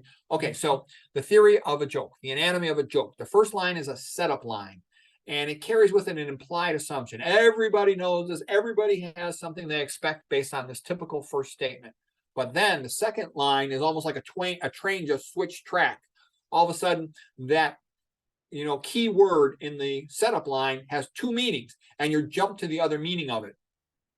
And this unexpected meaning of the connector word, which connects the first and second line, it creates a humorous surprise. And like, I'll give you an example. Here's a line from Sam Kinison, the comedian. The best thing about being married, there's your setup line, is that it prevents you from getting married again. Okay, payoff punchline. And it's a little bit too like tension and release, tension and release. And tension and release can refer to, let's say, one of our ancestors walking down a path in the woods, and they go, uh-oh, is that a coyote? Oh, no, it's just my dog who ran into the bushes. So that, initially you're scared, is it a coyote? Now you realize, oh, it's just my dog. Oh, you relax. And as that tension is relieved, you let out a laugh, okay? And P.J. O'Rourke is a great humorist. Most jokes have to work fast, okay? So the tension is high, and then the release. All right, so I'll just give some examples in real life stuff. My kids were studying, high school English class or something. I'm walking by and they say to me, "Hey, Dad, you know any rhetoric?" And I said, "Yeah, sure. JFK, ask not what your country can do for you, but what you could do for your country." And they go, "Oh, yeah, that's old stuff. Does anybody use this rhetoric stuff anymore?" And I said, "Yeah, it's like a template. You can take words from your own context and just put them into the template. Ask not what a husband can do for a wife, but what a wife can do for a husband. Ask not what a boyfriend can do for a girlfriend, but what a girlfriend can do for a boyfriend." I mean, that's a pretty good statement by JFK. He's basically saying, "I want you to work for me and I'm not going to give you anything." And people like it. They're happy to do it because the way he said it was so good. It's called a chiasmus form where an expression turns backward on itself. My kids liked it. They said, "Oh, that was good, Dad. But if only it was that easy to win arguments with a wife." A lot of times there's other ways to win arguments. My fiance's motto was, "Anything you want, honey." Whereas after marriage, it became, "I've got the you know what, so I make the rules." Okay. Herbert Spencer had said, "At the wedding, the woman gets a ring on her finger and the man gets one in his nose." Ben Franklin had said, "Before agreeing to marriage, a man should have his eyes wide open. After marriage, it's probably best if he keeps them half shut." Rodney Dangerfield said, "What's the difference between having an arranged marriage and marrying for love? You can spend the rest of your life blaming your parents instead of yourself." Okay. And then the other thing I noticed is when I tell jokes like this, all my guy friends are like, "Oh, that was great. That was funny. I loved it." And all the women are like, "Do you really think you should be joking like that?" And so I said to myself, why is it that women don't like these jokes? And you say, well, if you're in person, a woman doesn't want these types of jokes because she doesn't want the conversation to go there. She doesn't want the man distracted. She doesn't want the man thinking about that. And that's perfectly valid, okay, and true. But they even don't like it if they're not there, if they're far away, a million miles away. So why is it? And I think it's partly because men like sex so much more than women do. It's a form of power for them. And it's almost like when you make fun of it or joke about it, you're like joking about their power, and they don't like that. And it's almost like for a man, men are a little stronger, more upper body strength than a woman. And I think men don't like it if a woman makes fun of their physical strength and, devalues it in some way, Like my wife, she said to me, "I only need one thing from you, just one thing, one sperm. That's it." I was less than flattered by that statement. So anyways, men can feel that way too. Now, here's a picture of Oscar Wilde, the great Irish writer, comedian, playwright. And he was great with that chiasmus too. So sort of like JFK's phrase that turned back on itself, he would say things like, "The only thing worse than being talked about is not being talked about." So that's chiasmus, one of the great forms of rhetoric. And if you watch famous speeches, you'll see the speakers almost always get applause when they generate a chiasmus. So it's a very popular, it's a very effective way to speak to, it's almost like an impact booster to use a chiasmus form of rhetoric for key things. So if you have a key phrase that you want to be memorable to an audience, put it into chiasmus, or put it into a joke, or put it into a rhyme, or associate it with a picture. All of those things make it more memorable. Oscar Wilde, he said lots of funny things. "To win back my youth, I would do anything except take up exercise, wake up early, or be a useful member of the community." This is a beautiful painting of the Royal Academy of Oscar Wilde. Okay, and there was a lot of great things happened in the 1800s with art and literature. It's one of the all-time great decades of, centuries of art and literature. Okay, a little bit about myself. When I was in college, I was really nerdy. I didn't know anybody at Stanford except than the wrestlers team, and there weren't that many social events. So when I first came out of there, I was kind of almost like autistic. And my family would always tell me, "No one cares about your books." I was always reading all the time. "Nobody wants to talk about your books." And I noticed people like joking. So I got in the habit of memorizing jokes, and I collected a book where I kept all these jokes. I collected over thousands of jokes. But nowadays, you can't joke so much because everything is considered intolerant. Women get offended by jokes about sex. If you talk too much about yourself, you get called a narcissist. So I'm like, what's there left to joke about? But anyways, when I'm walking around, I'll come home after work, a long day, and I'll sometimes like to walk, get a little exercise, and I'll read a book. Sometimes I'll read a joke book. Okay, you read a funny joke, you discover a new joke, it's a real pleasant feeling. It's like a little AO, academic orgasm, okay? So anyways, one day I'm sitting in the kitchen with a joke book, and my wife says, "Why do you read that nonsense? Why don't you get a moonlighting job and make some money for this family?" So I say, "Oh, yeah, right. So you can divorce me, and then I got to pay double alimony? No way. I think I'll enjoy my joke book." One of my buddies got divorced, and he had gotten a moonlight job before that. He ended up having to pay double alimony. He's working 6 days a week for the next, 18 plus years. And I'm like, I don't want to end up like that, a divorce mule sold into slavery. No way. Now, I like Bill Murray, the famous comedian, and he says most conversation is predictable. You know what the other person is going to say before they say it. And you also know kind of like what you're expected to say. All you have to do is throw in a little surprise and things get fun. And Oscar Wilde had said, some people bring happiness and laughter into whatever room they enter. Others removed it. And as I got older, when I was young, I really admired my dad. He was a real good athlete and a good doctor, and he's reading all the time, and I wanted to be like him. But he's kind of serious. He didn't talk much. And then I noticed something. I used to think my mom was stupid because my mom didn't read books. I never saw her read a book. But what I noticed was everywhere my mom went, because I sometimes have to go run errands with her, she would trick us. She would get you in the car with her and say she's got one errand. Then she would go do like 3 or 4 of them, and you'd be with her all day. But what I noticed is wherever my mom went, everybody's always laughing and cracking up. She's always cracking jokes. It was just her personality. And I'm like, gee, wherever my mom is, everybody's always happy. And all these people, they love my mother. My dad didn't know that many people. My mom knew everybody. So anyways, I'm like, well, gee, that's a good way to be. And like I said, too, I noticed that nobody ever wanted to talk to me about books, but people would like it when I joked if I felt it safe that I could joke with them. So anyways, what makes a person get funnier? If a person reads a lot, you just get better with words if you read a lot. If you got another friend that you can joke with, you get practice in those conversations. Watch comedians on TV and the internet. And I also had the experience that, my father used to joke with me, like whenever I did something stupid, he'd go, you just failed your instant IQ test. Okay, so anyways, I kind of had a similar relationship to my kids. Whenever they do something stupid, I would kind of tease them and make fun of them. And they would sort of snap back at me. And what my kids told me over time was that was good practice for them. Joking back and forth with me, giving them a hard time about some silliness. They then found they were much better at joking back and forth with their friends. And they would use a lot of jokes that they heard from that way. Anyways, there was this psychologist professor at University of North Mexico named Jeffrey Miller, and he wrote a book called The Mating Mind.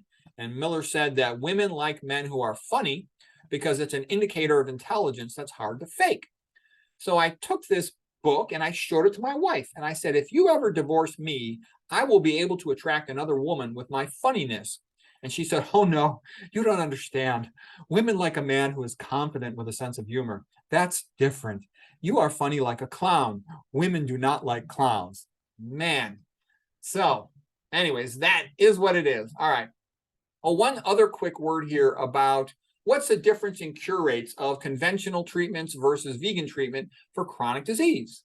And the key point I'm going to make on the slide is you want to be skeptical of conventional medicine for treatment of chronic disease. By definition, conventional medicine calls all the following diseases chronic. When it calls them chronic, what it's saying is that they're uncurable. What it's telling you is your disease cannot be cured. We will never cure you, okay? And that's because they're only treating with medicine and surgery. And there's other things that are kind of surprising. You look at schizophrenia. There were much better outcomes treatment at Soteria, these housing complexes, that were staffed with people rather than with pharmaceuticals. So what I'm saying is the use of non-pharmaceutical treatments in psychiatric illness is very much under-recognized, that it can be much better than most people realize that it is. So schizophrenics at Soteria got much better results from non-pharmacologic treatment. Lauren Mosher was the guy who ran that, the physician. Okay, diabetes. You never cure it with pills. Pritikin, Kempner, McDougall, Roy Taylor, et cetera, et cetera, et cetera. Bernard, they get tons of patients cured of type 2 diabetes if you catch it early enough before you've lost insulin production in the pancreas. Hypertension.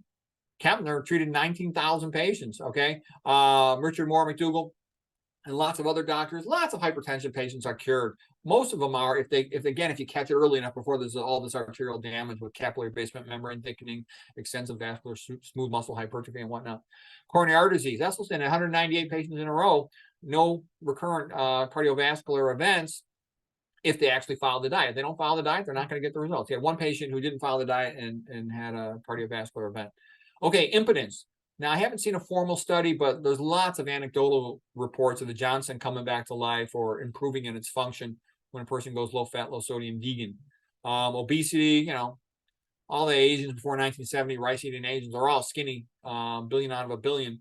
Bariatric surgery can work well, a conventional medical treatment, but it does have side effects, major side effects, and there's a risk of recurrent obesity after a couple of years. Garth Davis, he's a sort of famous vegan bariatric surgeon. He noted that if the patients didn't also improve their diet, it was very common that they would recur after a couple of years of their obesity.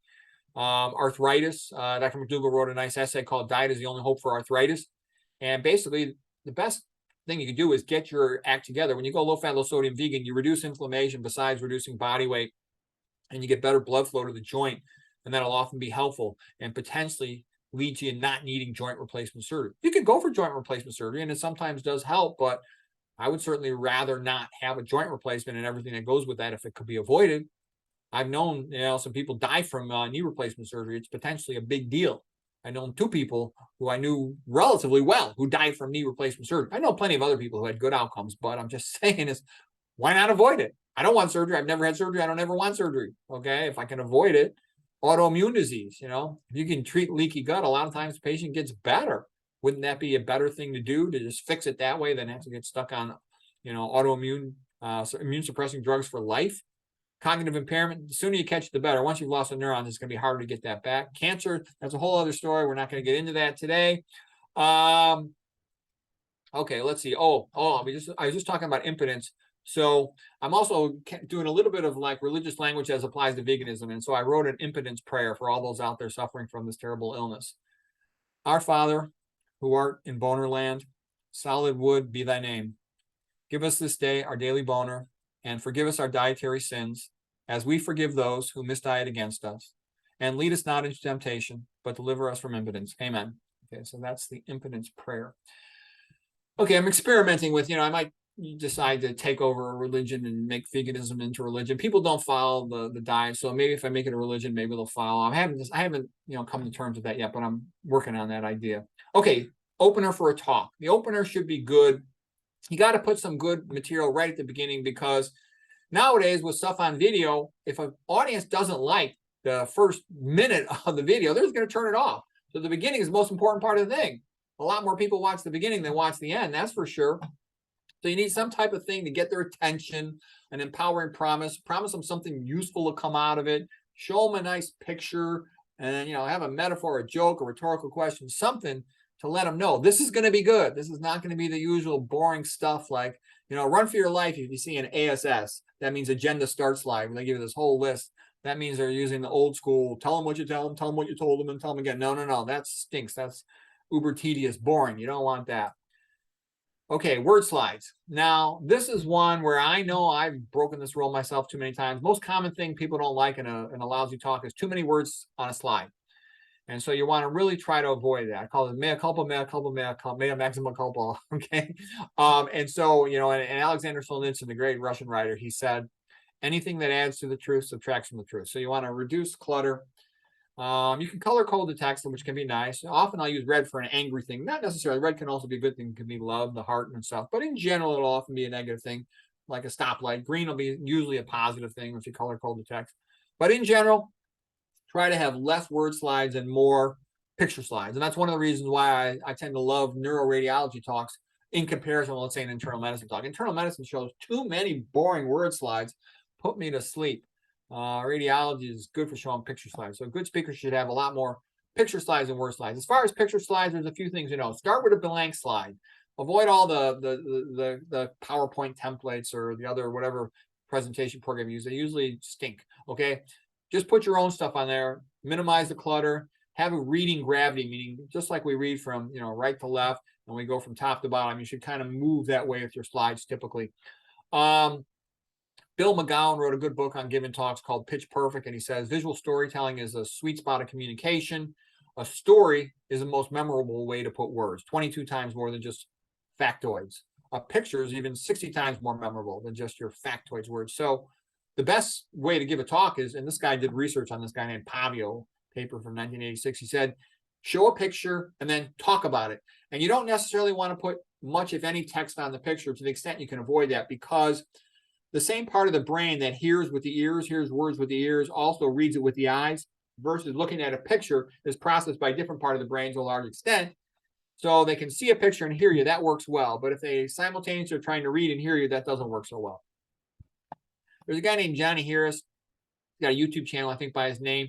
And he's actually pretty good at giving presentations. I don't agree with everything he says. I disagree with plenty of things he says. But he is good at giving presentations. And he likes the idea of having a visual anchor to visually get the person into the scene, because we're very good at that. and then start talking about it and providing additional information. Dennis Burkett had noticed that years later, he'd run into people who had heard him talk in the past, and they typically would remember the drawings and the pictures or the jokes, and they wouldn't remember a lot of the rest of the talk. So that's another example of the pictures stick with us better. There's even some research study where you could show a person 10,000 pictures and then bring them back the next day, and they would remember most of the pictures, versus if it was words, they would remember hardly any of the words by comparison. Another thing I like, here's a good quote by George Box. He said, "Just as the ability to devise simple but evocative models is the signature of a great scientist, so over-elaboration and over-parameterization is the mark of mediocrity." So what am I saying there? A good scientist gives you some key point in a simple form.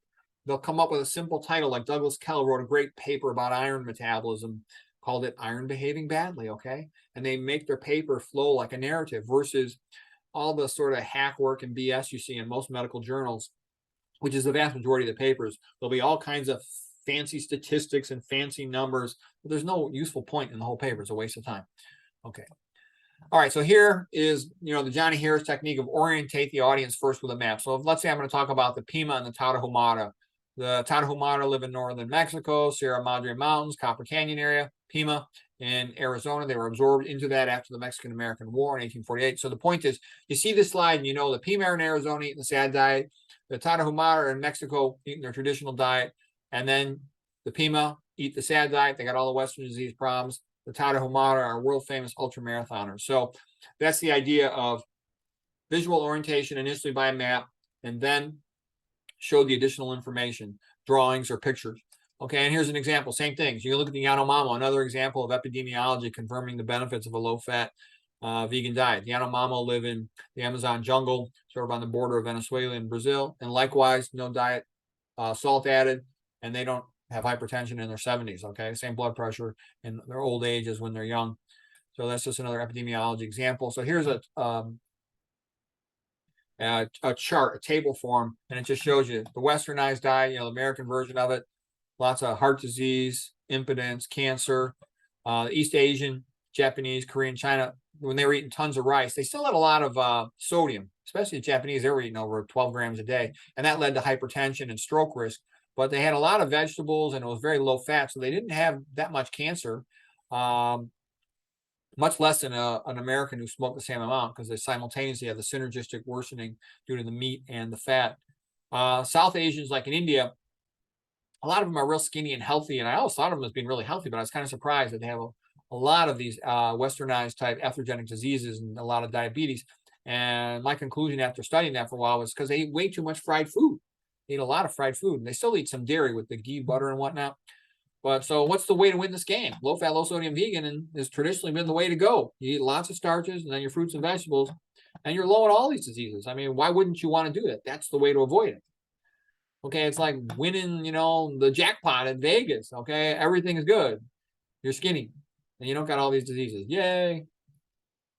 And I've also said that a picture can amplify a metaphor. So I'm going through all these things as ways to help you when you give your own presentations. These are things I've given over 1,000 presentations. Okay, so I'm pretty used to giving talks and to a pretty wide variety of audiences. So these are things I've learned, and so you can say, well, to treat chronic disease with pills, you're like a Lilliputian, whereas if you treat it with vegan diet, you're like a Gulliver. Okay, and conventional medicine, to a large extent, is tying down the Gullivers.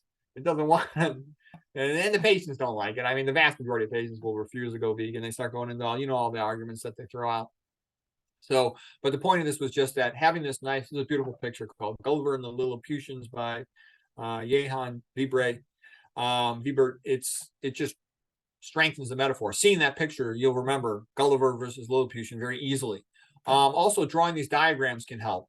Just showing like here's a normal distribution, all right, the bell curve, and basically here's most people, they're screwed. They never get better. They get these chronic diseases and they just crash and burn, and they suffer terribly. They get cut open with all these complex operations. It's a big mess. You don't want that. Okay, here's like what a lot of doctors do. They go, well, Mediterranean diet they've heard is good, and they start moving towards lacto-ovo, pesco-vegetarian, and they still have a lot of problems, but they'll live about an average of 10 years longer, but they still get all the problems. I know tons of docs. They got myocardial infarctions, diabetes, arthritis, all kinds of problems, kidney failure.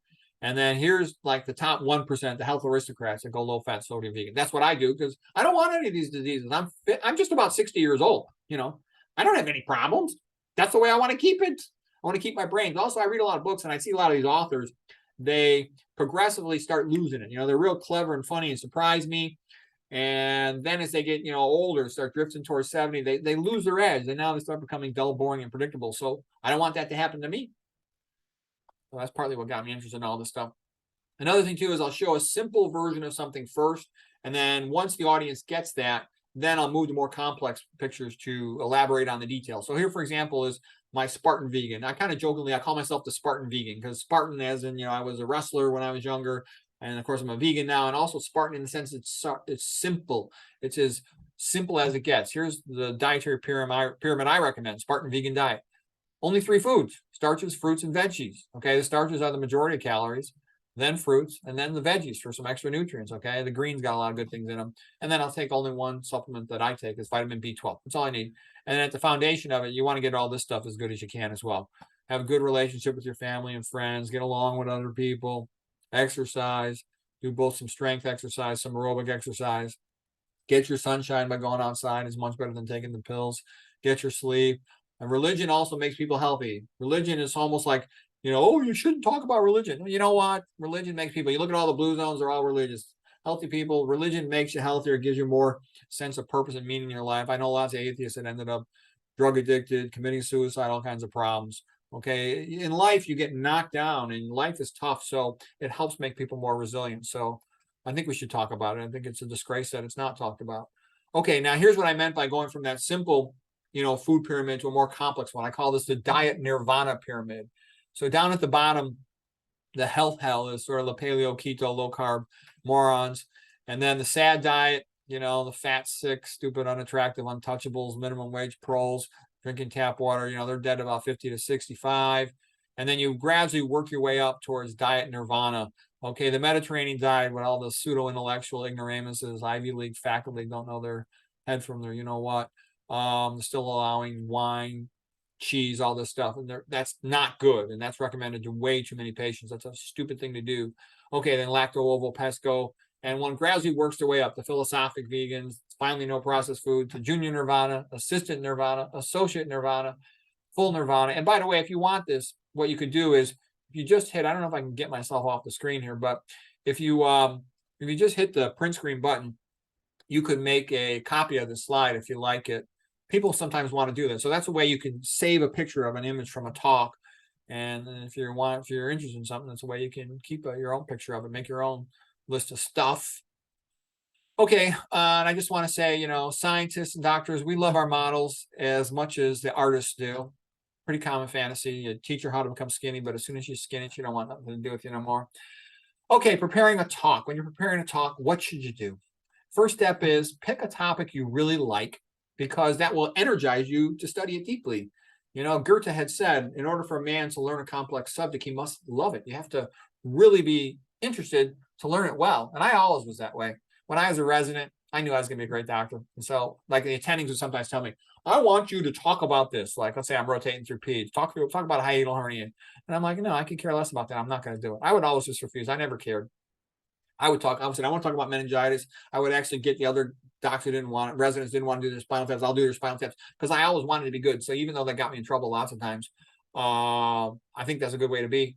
Ayn Rand. Here's what Ayn Rand said. By the way, I think Ayn Rand's the smartest woman who ever lived. She's a genius. And yeah, everyone says she's bitchy. You know what? Read her books. She's a genius. The more you read her, the more amazed you'll be at how brilliant and awesome she was. Okay, she says, when you get your purpose right, and this is clear to your subconscious mind, your writing style will be right. And I think she's exactly correct on that. If you know what you're doing and you know why you're doing it and you pursue it with both your mind and your heart, your subconscious mind will also pursue it and remember it and organize it well for you. Make a folder on your desktop and put everything related to that talk into that folder. Read books about it. Make mind maps about it. A mind map is when you put the central topic in the center and then you put everything connected to it around it. And the great thing about a mind map is it's not in a specific order. So you can just easily keep throwing things in there. You don't want to order things until you're ready to make the final version of the talk. And because then you have to struggle through organizing them in the ideal order. but have conversations with people. A lot of stuff comes out of that. They'll ask you questions that you hadn't paid attention to. They'll show you gaps in your reasoning, and that's very helpful. Do your talk in a smaller venue before you do it in a bigger venue, etc. Preparing yourself for game day. Okay, game day is the day you give your talk, and I say don't lift weights heavy, like don't do heavy squats, a couple of days before. So you want your energy level to be high. Get some extra sleep the night before. If you're giving a talk in the morning, just do your pre-lecture routine, which is typically I'll guzzle down 32 ounces of beet juice, chase it with 16 ounces of water, like about 2 hours before the talk, at least 1.5 hours before the talk, and I got real good energy. If you're giving a talk in the afternoon, you might want to eat a little breakfast with a variety of foods, not too heavy in the portions. You don't want to eat heavy because otherwise you'll be sleepy. Review the talk earlier in the same day. Get rid of the blah slides. Only keep the good slides. Here's an example of peak performance mentality. This is called the Yerkes-Dodson curve, and because and you want to get yourself right. So the right attitude is you're energized, you're sort of in a flow mood, you're motivated, you want to do it. It's sort of challenging but comprehensible, and this is where you want to get yourself.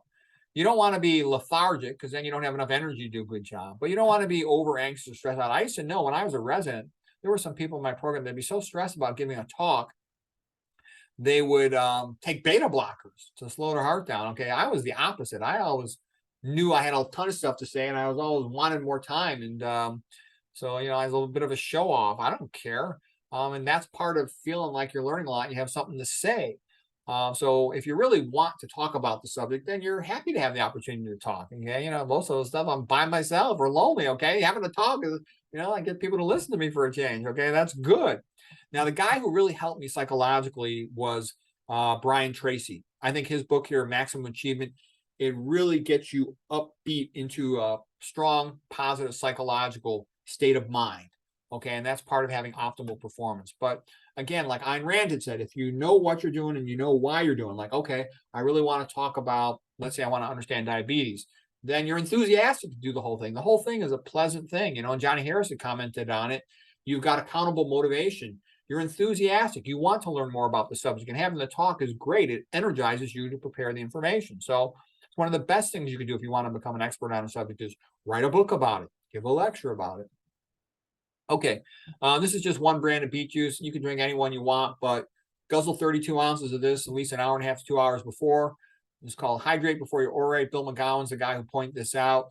Everybody kind of knows it though, but because you don't want your mouth to be dry, that makes it hard for you to talk. Chase it down with some water, either bottled water, or if you got reverse osmosis, which I usually drink, chase it down with some water, and that can make you both hydrated, and you can have an optimal blood glucose level through the talk, and you'll be hitting on all the cylinders. The other thing is for long-term energizing you to do something, always do intellectual work as soon as you wake up in the morning. That's when you are smartest. When does an animal need to be smart? When it's hungry. You fasted overnight. So you get this just right surge of cortisol in the morning that energizes you. You get ghrelin going to your brain, and you're smart. So do your intellectual work first thing in the morning. Okay. Have an intense focus on one thing. When I would be interested in figuring out something, figuring out hypertension, figuring out diabetes, figuring out cancer, I would try to just soak myself, immerse myself in that subject for months at a time, whatever it took, till I felt like I knew it as well as I could reasonably know it.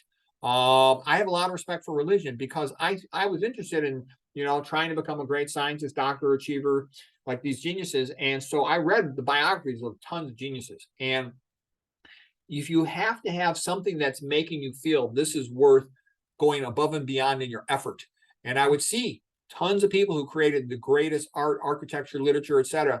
They had this religious devotion quite often. And I think a lot of modern art and architecture has gone into the garbage can because there's nothing behind it inspiring it. You need good technique to produce whatever art or skill you're trying to produce, but having an inspiration, whatever that might be, could make you better. And I saw that I could be potentially like one of these guys like Thomas Aquinas who could unify multiple different fields. So that's what I saw as my potential. And I'll just give you one example. In 2020, when there was the recent plague and nobody knew what was going to happen, I said, God, I had like 6 ideas in my head for books. I wanted 6 books I wanted to write. I'm like, holy shit, I might die before I ever write these books. How can I make this happen? And I read about Isaac Newton. he had isolated himself in 1665 when there was a plague year in England, and he just went to the family cottage in Woolsthorpe, and all he did was work on his scientific ideas all day. And he made great discoveries. That was called the Anno Mirabilis, the miracle year, 1665. Discoveries in optics, physics, calculus, gravity, astronomy. Okay, and I also thought about this Irish monk, St. Columba, and he had gone to an isolated island monastery off the coast, and he had, reproduced all these great books of traditional classical learning. And he made, he cooperated with the group making the Book of Kells, a Latin version of the Bible with Celtic art and calligraphy, and it's very impressive achievement. So anyways, what I did was I just isolated myself for 1 year. No social media, almost zero social interaction. I would not speak to a single person in terms of unless I had to for an entire year. And during that year, and they also have said, there's a good YouTube channel, it's called Inside the Score. I think that's where I heard it first. Resources are the enemy of creativity. The point being is, I read about Robert Pirsig, who wrote Zen and the Art of Motorcycle Maintenance, and he said what he would do is go to bed early because you're stupid at night, then wake up early before you have to go to work and start writing. So I did that every day. I'm just letting you know, I was able to publish 6 books in 1 year by following this to the T. I figured this is my last chance to do it. I'm going to do it. And that's how I did it. Okay. So you can't be normal and do a big achievement. You have to be obsessed with that achievement, whatever it be, and focus intentionally on it. And then you can get amazing things done compared to your usual potential. That's how you do it. Okay. And so anybody that tells you, oh, I want to be well-rounded, I never saw a great achiever who was well-rounded. You can't be well-rounded and be a great achiever as far as what I've seen. And I've been around a lot of great achievers. They're obsessive, compulsive sort of maniacs to achieve in their field. What does fiber do? Okay, so now this is just an example of giving a talk. I could talk to you about fiber and show you a word slide, but it's so much more obvious once I show you a picture. You eat the fiber because it attracts water to the stool and it softens it up. So when you take a poop, it's soft when you defecate, like a cow patty. Versus if you eat a lot of meat and processed food, you don't get enough water in the stool and it comes out hard like a goat pellet or a Tootsie Roll or something. So when you're constipated, you're tightening up your abdominal muscles, strain at the stool to defecate. That's called a Valsalva maneuver. The back pressure causes all kinds of problems. This is abdominal pressure syndrome as described by Dennis Burkitt. And the point I'm just showing is how easy it is to understand this when you have a picture in front of you compared to just the text. Straining at the stool, high pressure in the rectal veins, you get rectal hemorrhoids. The back pressure is pushed down into the veins of the scrotum, you get a varicocele that can make you constipated. So constipation can cause infertility through a varicocele because that varicocele, the big swollen veins, heats up the testicles. All right. Because the stool's dried out, it'll form little rocks of stool called fecalis or appendiculis. They block the appendix, which is connected to the cecum of the colon. The mucus secreting glands continue to secrete. The appendix swells up. The mucus can't get into the rest of the colon, blocked by the appendicolith, the fecalith. So this will pop. That's appendicitis. Much more common in meat and processed food eaters than in vegans or, high-level vegetarians. Back pressure straining the stool causes outpouching of the sigmoid, the distal part of the colon. This is called diverticulosis. When they pop, diverticulitis. All right. Stomach pops into the chest. You get a hiatal hernia, HH. You get gastroesophageal reflux, GERD, GERD. That causes transformation of the lining, Barrett's esophagus, esophageal cancer. So anyways, and also that back pressure is transmitted in the legs, varicose veins. So the point I'm making is a picture worth 1,000 words. So much easier to understand a concept. Tight pants can have some similar effects. Tight pants are also over the pelvis. The pelvis is in continuity with the abdomen. So that transmitted back pressure can lead to hiatal hernia, gastroesophageal reflux, can be tight on the private parts, can cause pain in the private parts, can compress the nerve going down the lateral thigh. Lateral femoral cutaneous nerve can cause something called neuralgia paresthetica. So this is tight pants syndrome. So wear looser pants, wear suspenders, you can avoid that. All right, so now this picture here, another part of giving talks is knowing the body language. And it used to be most talks were in person, and body language is a little more important when you're walking around stage. There's a guy by the name of Mark Bowden. He gave a TED talk, gave a real nice lecture. He talked about most of the time your hands should be about the level of your belly button, the umbilicus. This is called the truth plane. And I noticed without even thinking, I always have my hands at that level with my palms open. You're showing that you don't have a weapon, okay? When you're talking to a person, that puts the other person at ease. And I always have my hands right there when I'm consenting patients for procedures. Without even knowing it, I just would go into that.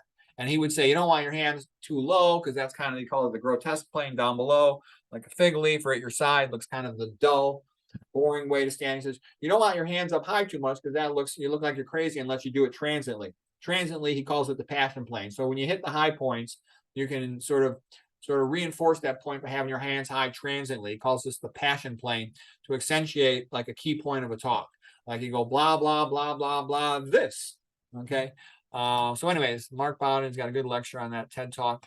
When you smile, a real smile includes the eyes. It's called a Duchenne smile. When you really are enjoying something versus sort of a little smile with only your lips is a fake smile, you know. Okay, and you can have open body language, your hands are apart, versus closed body language. So closed body language means a person is skeptical. So if you're trying to talk about something or sell them something or convince them of something, if they're going like this or that means they're probably not buying it. That's closed body language. Okay, and then you want to be a good public speaker. Look at the greatest public speaker. Look at these comedians. Okay, some of the greatest comedian routines of all time were Eddie Murphy, back in the old days, and Sam Kinison. And, Eddie Murphy would tell stories, do all these imitations. They're great. And Sam Kinison could make his voice do all kinds of things. So if you want to be good at comedy, watch the great comedians. Okay, the speaker's voice, like I said, too, the great quote by Bill McGowan, hydrate before you orate. You're going to have a hard time speaking if your mouth is dry. Milk can cause increased mucus secretion and make it harder for you to speak. Let's see what else there. Got to pause more. And I probably have a tendency to go too fast. And I should kind of slow down a little bit, and I try. Having a little pause at least gives the audience more time to. Nice thing about the internet, a person can always watch it again if they liked it. I know a lot of times when I watch talks, I'm bored. I wish they would go faster. That's partly why I tend to speak maybe too fast. Try to speak about specific events and sort of be bold and audacious, because people like that. They understand that. There's a tendency when you get around a controversial topic, you start dancing around the edges of it with abstract words, but abstract words don't heat the blood. Gary Spence, he's a real famous writer, lawyer guy, and I think that's good advice. Here's how to tell a story in terms of, like, if you're making a YouTube video or describing a subject.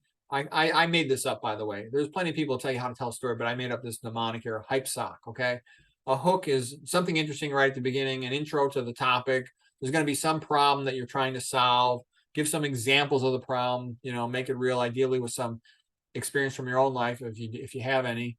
A solution to the problem, a little outro, how the solution, some details about it, a call to action, how they can solve the problem for themselves, or a keeper message. A keeper meaning, take home points. Like, what are the 3 things, or 1, 2, or 3 things worth remembering, okay, from the talk? Anytime you want somebody to remember something, you want to, if possible, have it in some type of story connected to it, because our brain just remembers stories. There's a quote, the brain is a story processor, not a logic processor. If you talk facts, you just overwhelm people and they forget everything. But if you put it into a story, you put it into a rhyme, into a metaphor, as the key concept, embodied in a photograph or a drawing, then usually that'll stick with people. And like I said, too, if you see a picture you like, you want to remember that, hit that print screen button, save it, and you get a copy of the picture. Okay, a few words on creativity. Curiosity is a secret of highly creative people. And I think that's a key thing. Some of the smartest people I know in my life, they had a real desire to learn. And that curiosity led them to really explore a subject and become a high-level expert at it. You have to be open-minded, willing to accept other viewpoints. A lot of doctors are too set because they don't know any better. They're just stuck in this, it's either drugs or surgery, or, my way or the highway. And they're not realizing there is a lot of great information in the nutritional literature, toxicology literature, and sometimes in other literatures to understand some of these diseases and help patients. Talk to a variety of experts. Try to get opinions off the cuff if you can, where there's no referral pattern involved or money involved. Read in a wide variety of fields. Different fields will see a topic from different points of view. A lot of people, great creative artists, like to go for long walks. Here's Beethoven going for a long walk. Emerson, Nietzsche were other famous persons who like going for walks. There's plenty of other ones too. As soon as you have a good idea, always have notebooks around your house, or a notebook, a note card in your back pocket, and a pen, and write the idea down. Because a lot of times you'll have a flash of insight of a good idea. It'll just come to you. Your subconscious mind is sort of pushing it into consciousness, and you want to write that down real fast. Otherwise, you'll lose the information. I'll have stacks of note cards. Like here's my desk. I've got tons of stacks of note cards of all these different ideas I've had. Okay, and I just write them down. So then I'll go back and look at them later when I get some free time. And that's very characteristic of it. Okay, and you're going to be a bit of a workaholic. Anybody who's a real high achiever in anything intellectual tends to be a bit of a workaholic. John Malloy wrote an interesting book called How to Work the Competition into the Ground and Have Fun Doing It. And he would talk about, he studied a lot of really bright, creative people. And a lot of times what leads somebody to a breakthrough in their field, to transform a field, is they They've got a little bit of guts to get past the controversy, and they stick to it for a long amount of time. And to really get good at something, a lot of times I love this painting here. It's called Sadak in Search of the Waters of Forgetting by John Martin. You go over one obstacle, and there's a little bit of a flat plateau, then a new obstacle, and you just have to accept the fact it's going to be a bit of a long grind to get to the top of the mountain of expertise in your subject. But it's also fun. And I would describe for a doctor, the path to original work is, first of all, you got to grind out all the, pre-med stuff and high school, college stuff. And that's a bit of a long grind. Then residency, fellowship is a lot of fun because you're constantly rapidly improving as you go from, junior assistant to full assistant to doing the entire procedure by yourself, let's say, like imaging guided surgery in my experience. And then you get into your attending level. That means you're done with all your training. You're now a full attending physician wherever you work, university or private practice. But then you get hit with a new decision. You come to a crossroad. Am I just going to generate billing codes and, call it a day and go home? Or am I going to try to keep learning and make original discoveries or unify different fields? And unfortunately, the boring path is usually the safe choice. You get experience. Most doctors are overworked, at risk to burn out. And generating billing codes pays the bills, makes everybody in the game happy in terms of generating the bills. But if you want to learn new things, you have to push yourself harder than that. To do original work, you got to read in other fields. You have to pursue controversial ideas. You have to risk even potentially being fired to follow the truth wherever it leads you. And unfortunately, in medicine, like I said, too, I like being an athlete better than being a doctor in the sense that if an athlete's really good, everybody likes the athlete.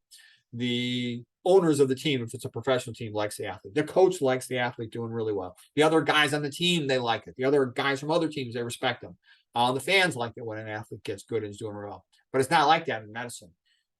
The better you get, you start to go beyond conventional stuff, because conventional stuff is usually a standard of care based on patients that are cognitively impaired and can't even do anything on their own. Okay. And when you start going beyond that, a lot of the stuff you find, it's not profitable anymore. So no one cares about it. The big pharma, the big chemical companies, big organized medicine, they don't see any profit of all these extra ideas. The doc's thinking, I got to do these things because I can save all these patients, help all these people. This is all great. And they're like, hey, where's the billing code for that? What are you doing? We need you generating money. Okay. What are you doing? BSing with all this stuff. And you look at McDougall. No one would send him a referral. Esselstyn, they didn't want him to see patients. He had to make a big fuss to work that out. T. Colin Campbell, they tried to fire him. And that's kind of the treatment that non-conventional money-making research gets. So it takes some courage and bravery, and you have to have a sense of purpose. And that's also why I'm a believer having a religion that makes you say, I must do the right thing, even if the consequences for me aren't financially favorable. It helps. You need something to motivate you. Okay, now Aristotle figured out a whole bunch of things a long time ago. A lot of people think Aristotle was the smartest guy who ever lived. Other people say it was Newton or it was Einstein or a few other ones. But he figured out a lot of this. He called it logos, ethos, telos, pathos, and kairos. Logos is the logic, the words themselves, the text, the reasoning of it. Ethos is a lot of ethics, credibility. Do they believe the author? Does he have credibility with the audience for whatever the reason? People tend to believe too much in credibility, okay? For example, somebody has an MD. That doesn't mean they know anything about nutrition. Most doctors, in my experience, they don't know anything. They just default to saying the Mediterranean diet, which is completely ignorant. Also, I'll tell you, a lot of vegan experts, they might know a lot about food, but I think there's a lot of them, they have not studied toxicology, and toxicology is this big thing. It's not going away. It's the elephant in the room. And I think if you want to be a top-notch health coach expert, you have to study toxicology because it's big. It's not a minor thing. It's a major thing. Okay, telos, what is the purpose of the talk? And that's a big thing too. You look at a scientific paper, if they're just writing it to promote a drug, the whole paper is worthless. You shouldn't even read it, okay? Are they genuinely trying to understand something? And is what they're trying to understand, is it useful? What is the purpose of the talk? Because that will guide the direction everything it goes. Pathos, what is the emotion? And a lot of that is what's the desire of the audience and everything relevant to that. A lot comes out of there. And then what's the timing of it relative to the context of the moment and the topic. So there's a whole bunch more detail if anybody wants to read it. The text is all here. Aristotle figured all this stuff out. The guy was pretty awesome. His publications, though, were often lost to us, and we end up with student notes of his stuff. So we don't have a lot of his best material. Unlike Plato, Plato was a little wiser and street smarts in terms of preserving his writing. So we get, right from the horse's mouth from him, unlike student notes that we get so often with Aristotle. By the way, Ayn Rand loved Aristotle. He was her favorite philosopher who ever lived, and there's good reasons for that. Okay, quotes. Here's Brian Tracy, the guy down here, Speak to Win. He says, there's no limit to how good you can get at public speaking. The more you practice it, the better you get. Winston Churchill, a great speaker himself, said there was nothing like oratory. It can make a commoner a king. He also said a speech should be like a woman's skirt, long enough to cover the subject, but short enough to create interest. Okay. Zig Ziglar, I like his quotes here. He says, logic gets people to think, but emotion gets them to act. Yep, you want to have that emotion in there if you want to really motivate a person.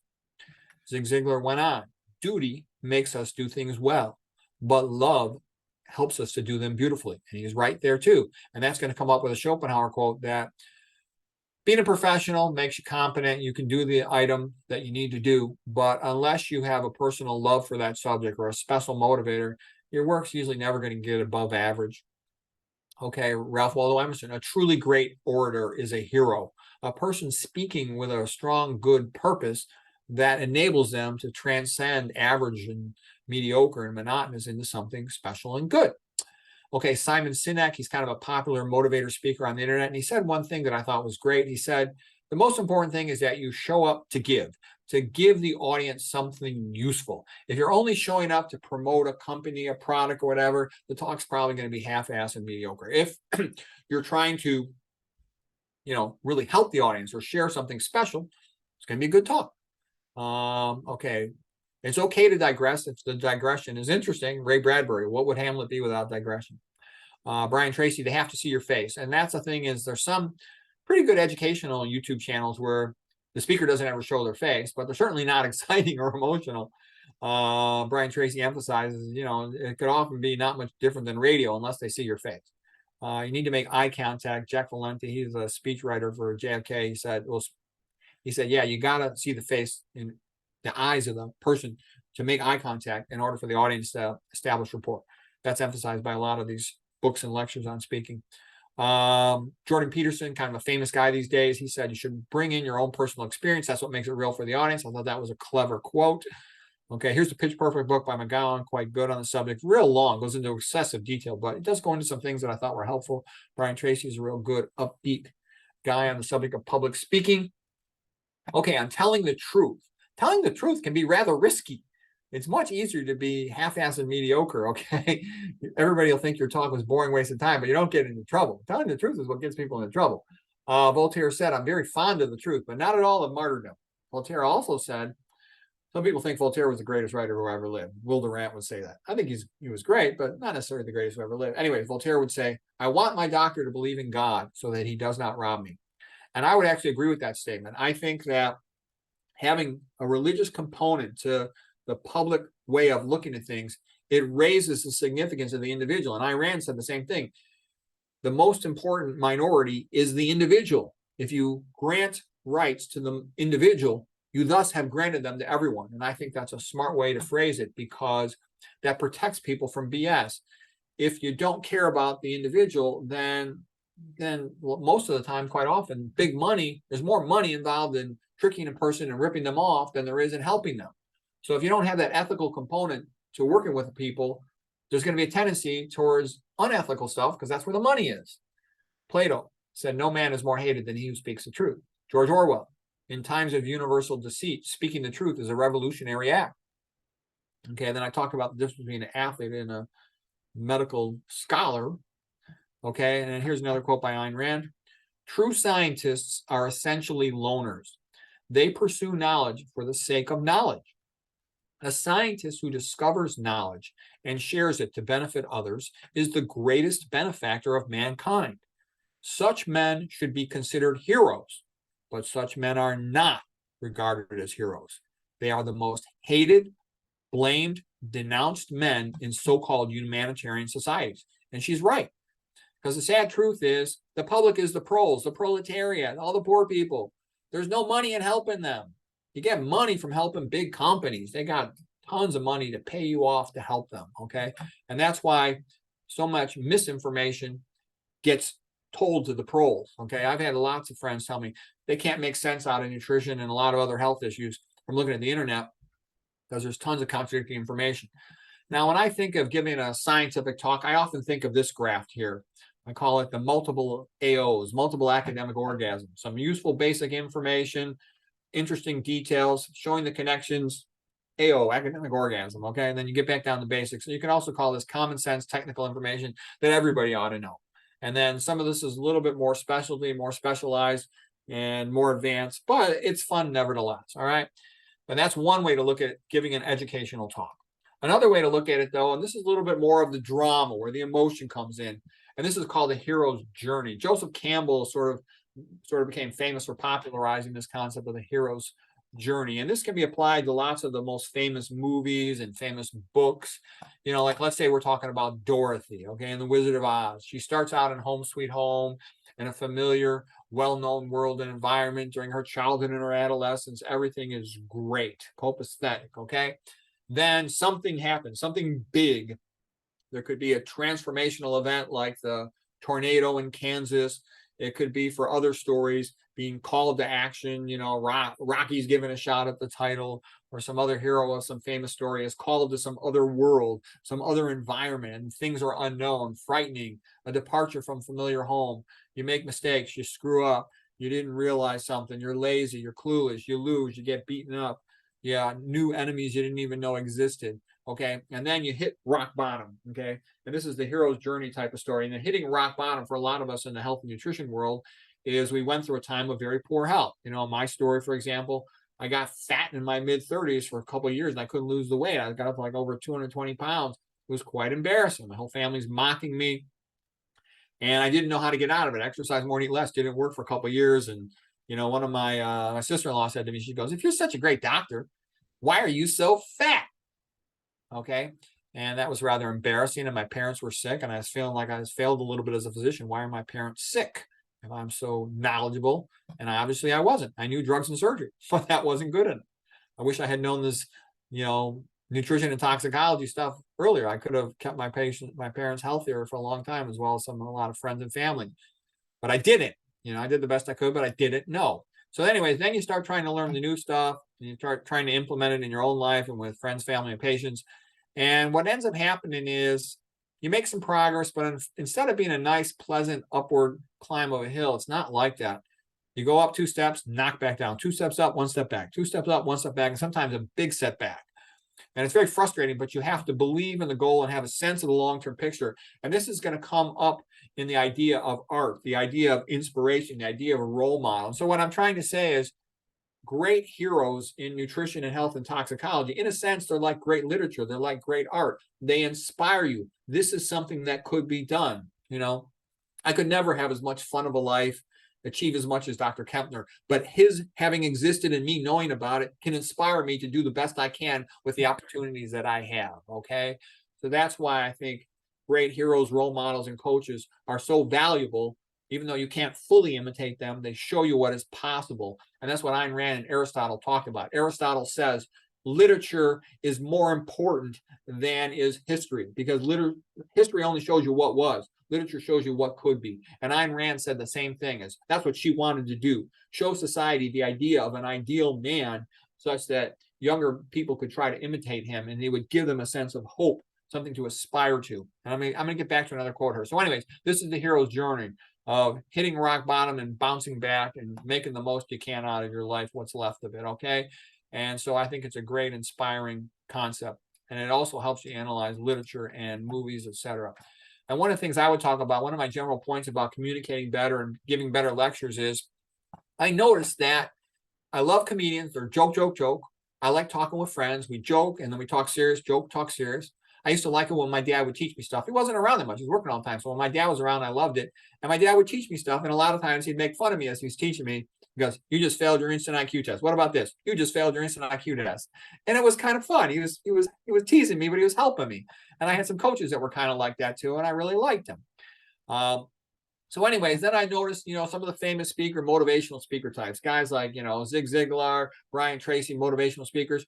They're good, but they ain't like my coaches or my dad or my friends. They're a little more narrow with what they consider safe material and whatnot. And then you see a political speech, and you'll see they're going off in their one direction, playing the games they play. You see religious speakers, and they got some good rhetoric, but they also playing it in the straight and narrow to a large extent. And then you go to academic talks, and anybody that's been to a lot of academic talks, they're amazed at how boring most of them are, especially if it's like a research talk at a national meeting. And there's a reason for that. In a national meeting research talk, lots of people don't even speak English. They're only given, 10 minutes to present some complex thing. But man, are they formal and boring.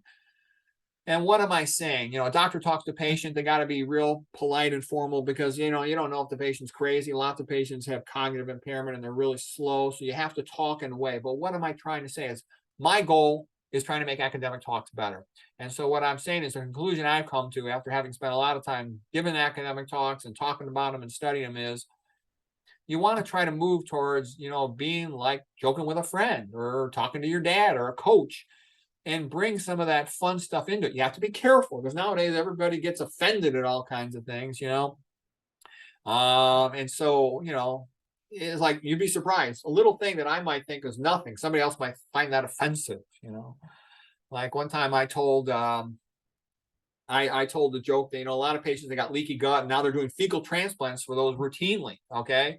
And I'm like, well, if a wife has leaky gut, she should maybe just kiss her husband's butt, okay? And it's just a stupid joke, okay? But somebody go, oh, that joke is patriarchal. Oh, and I'm like, no, it's just a stupid joke, okay? The point is, instead of a fecal transplant, what I would do is eat a vegan diet, all right?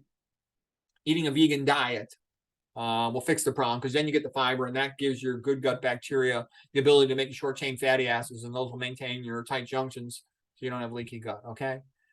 All right. And, the important thing is learning. Okay. You can play around with the situation a little bit to make it memorable, to come up with a metaphor that's memorable.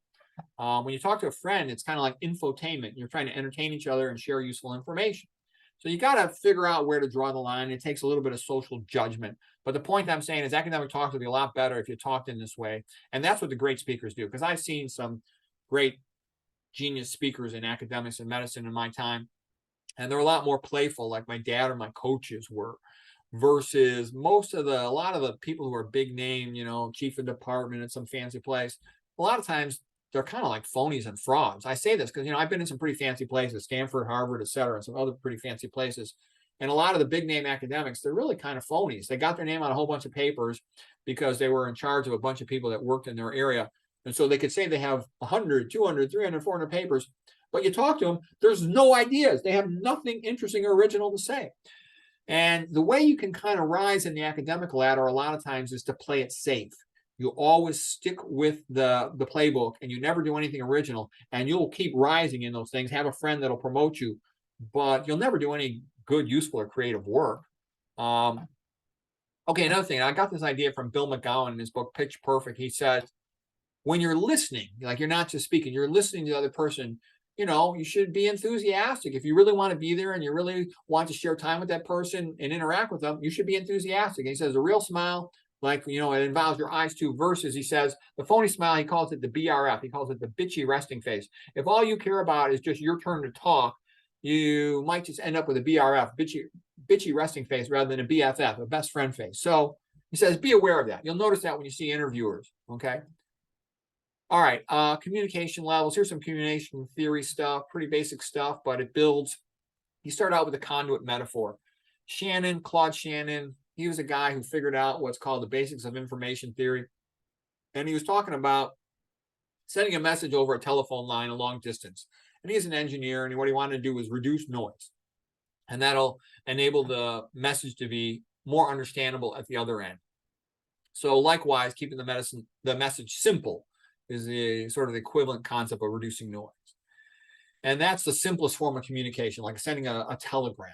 And then the next message here, level of communication we'll talk about, is strangers talking to each other. When you talk to somebody who you don't know, you want to keep everything predictable. Like, let's say you're buying something in a store or at a restaurant. Hi, yes, I would like that. Thank you. Okay, that's transactional conversation with uncertainty reduction. You want to keep everything cool and simple for that person, and you don't want to complicate or confuse the matter at all. The next step up is talking, let's say, like with a coworker who you don't know too well, but you have some established common ground.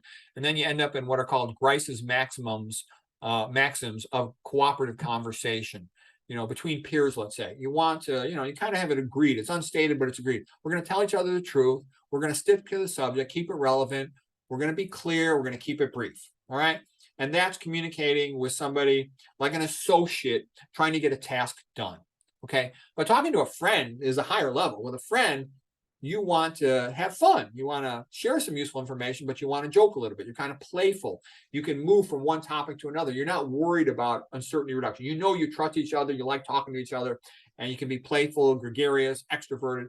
And what I'm also saying on my previous slide, what I'm getting at is I think that's how you should give a talk. Just assume you're talking to intelligent friends. And yeah, some of them aren't going to get it. Some of them you're going to be going too fast for. Some of them are going to think you're a jerk. There's nothing you could do about that. And I've learned too over life, some people just aren't going to like you no matter what. So be nice, but don't try to change them. They're not going to change. Just be your best self, okay? And that tends to work. The majority of people who are there because they really want to learn and get something out of it, they're going to give you the benefit of the doubt, so you can talk to them like a friend, and that'll allow you to quickly get to the point and make it better for everybody. Okay, Aristotle described a logical conversation between two peers, let's say two men of Athens, two aristocrats, as a rational world paradigm. Whoever can describe the subject in the most convincing, logical way should win the argument, okay? Because they've got superior logic for that subject. But other guys came along that studied rhetoric, like Kenneth Burke and Chaim Perlman, and they said, hold on a sec. In the real world, it's not so much like that, because a lot of audiences are different. And what Aristotle called an absolute truth is really when there's a situation of shared values amongst persons with a lot in common, aristocratic men of Athens, let's say. So what they said is a speaker must find common ground that he can share with the audience in order to communicate effectively with them about that subject. Okay, so that's taking rhetoric to this new level. Okay, but then another guy came along, Walter Fisher, and he calls this the narrative paradigm. So Aristotle was the rational world paradigm. You can maybe call this the common ground paradigm, and this is the narrative paradigm. And so Walter Fisher says logic's magic. That's not what decides a lot of arguments. He says what decides a lot of arguments is who's got the most compelling emotion to go with their story, because people are very heavily persuaded by emotions. Who can tell a good story?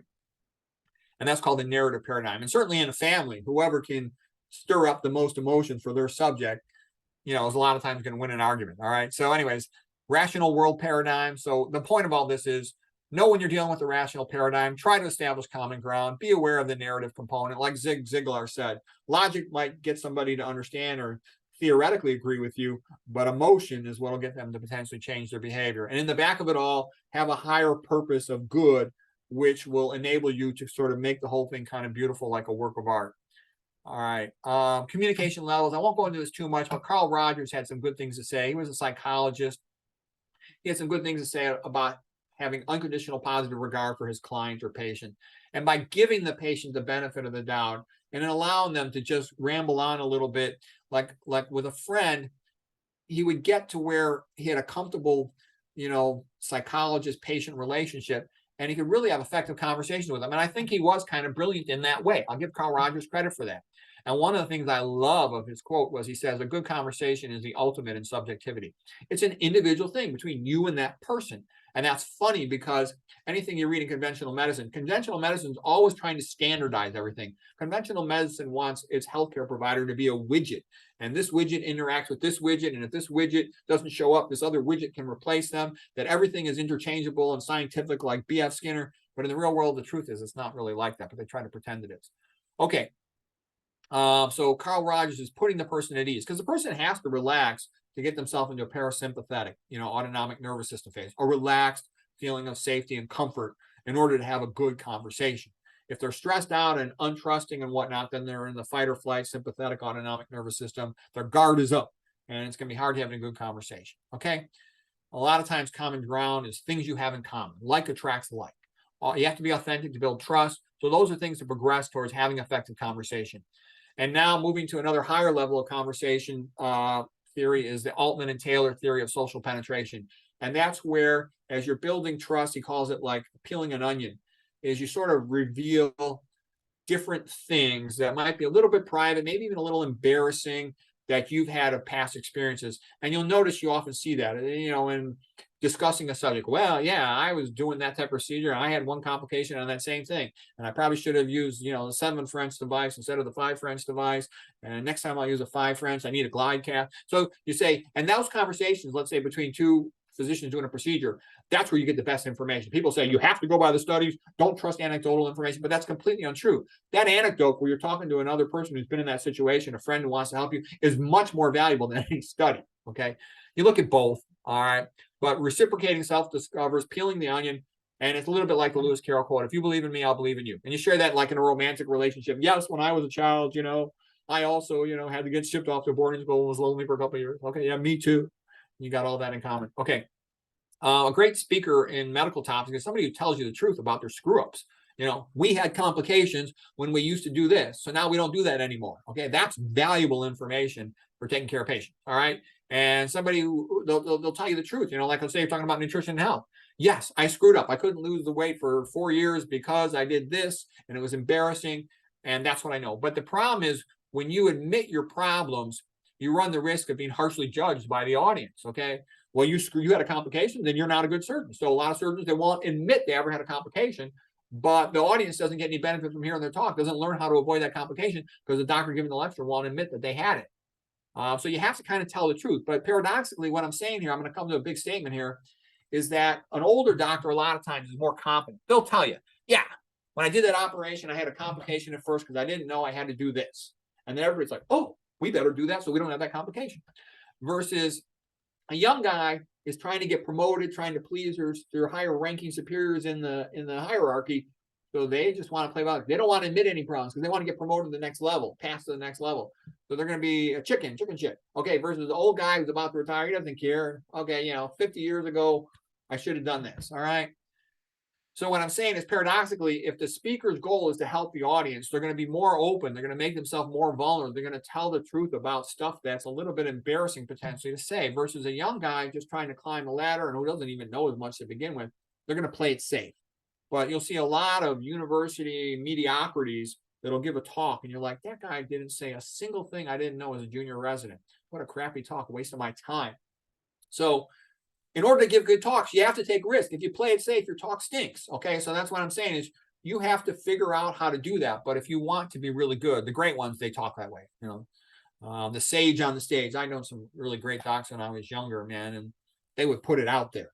Okay, and they would say things that were pretty harsh. Modern world is sort of a little bit wimped down, and you know they can't even handle some of the things these guys used to say. But man, they would say stuff, and it was helped. I learned a lot from those old guys. Okay. Like a typical thing that would be a good lecture to say, well, we got burned on this. We thought this was just arthritis, but it turned out to be an infection. Nowadays, we get a follow-up in, you know, about 10 days. And, you know, we've been pretty accurate with that approach. All right. All right. Now, here's a great quote I like by Arthur Schopenhauer. He's a great German philosopher of the late 1700s, early 1800s. And he said, the best books are usually written by devoted amateurs and not by prestigious professors who are usually conventional and focused on money. He says, excellence can only be attained where the work has been produced for its own sake alone. The truth is that the hobbyist treats his subjects as an end, whereas the professional treats it merely as a means. The hobbyist is really earnest about the matter because he likes it and pursues it con amore. It is these hobbyists and not the hirelings, the professional hirelings, that have always done the greatest work. And that is true. When you read about nutrition, if you read some university textbook, it's always mediocre. There's no exceptions that I'm aware of.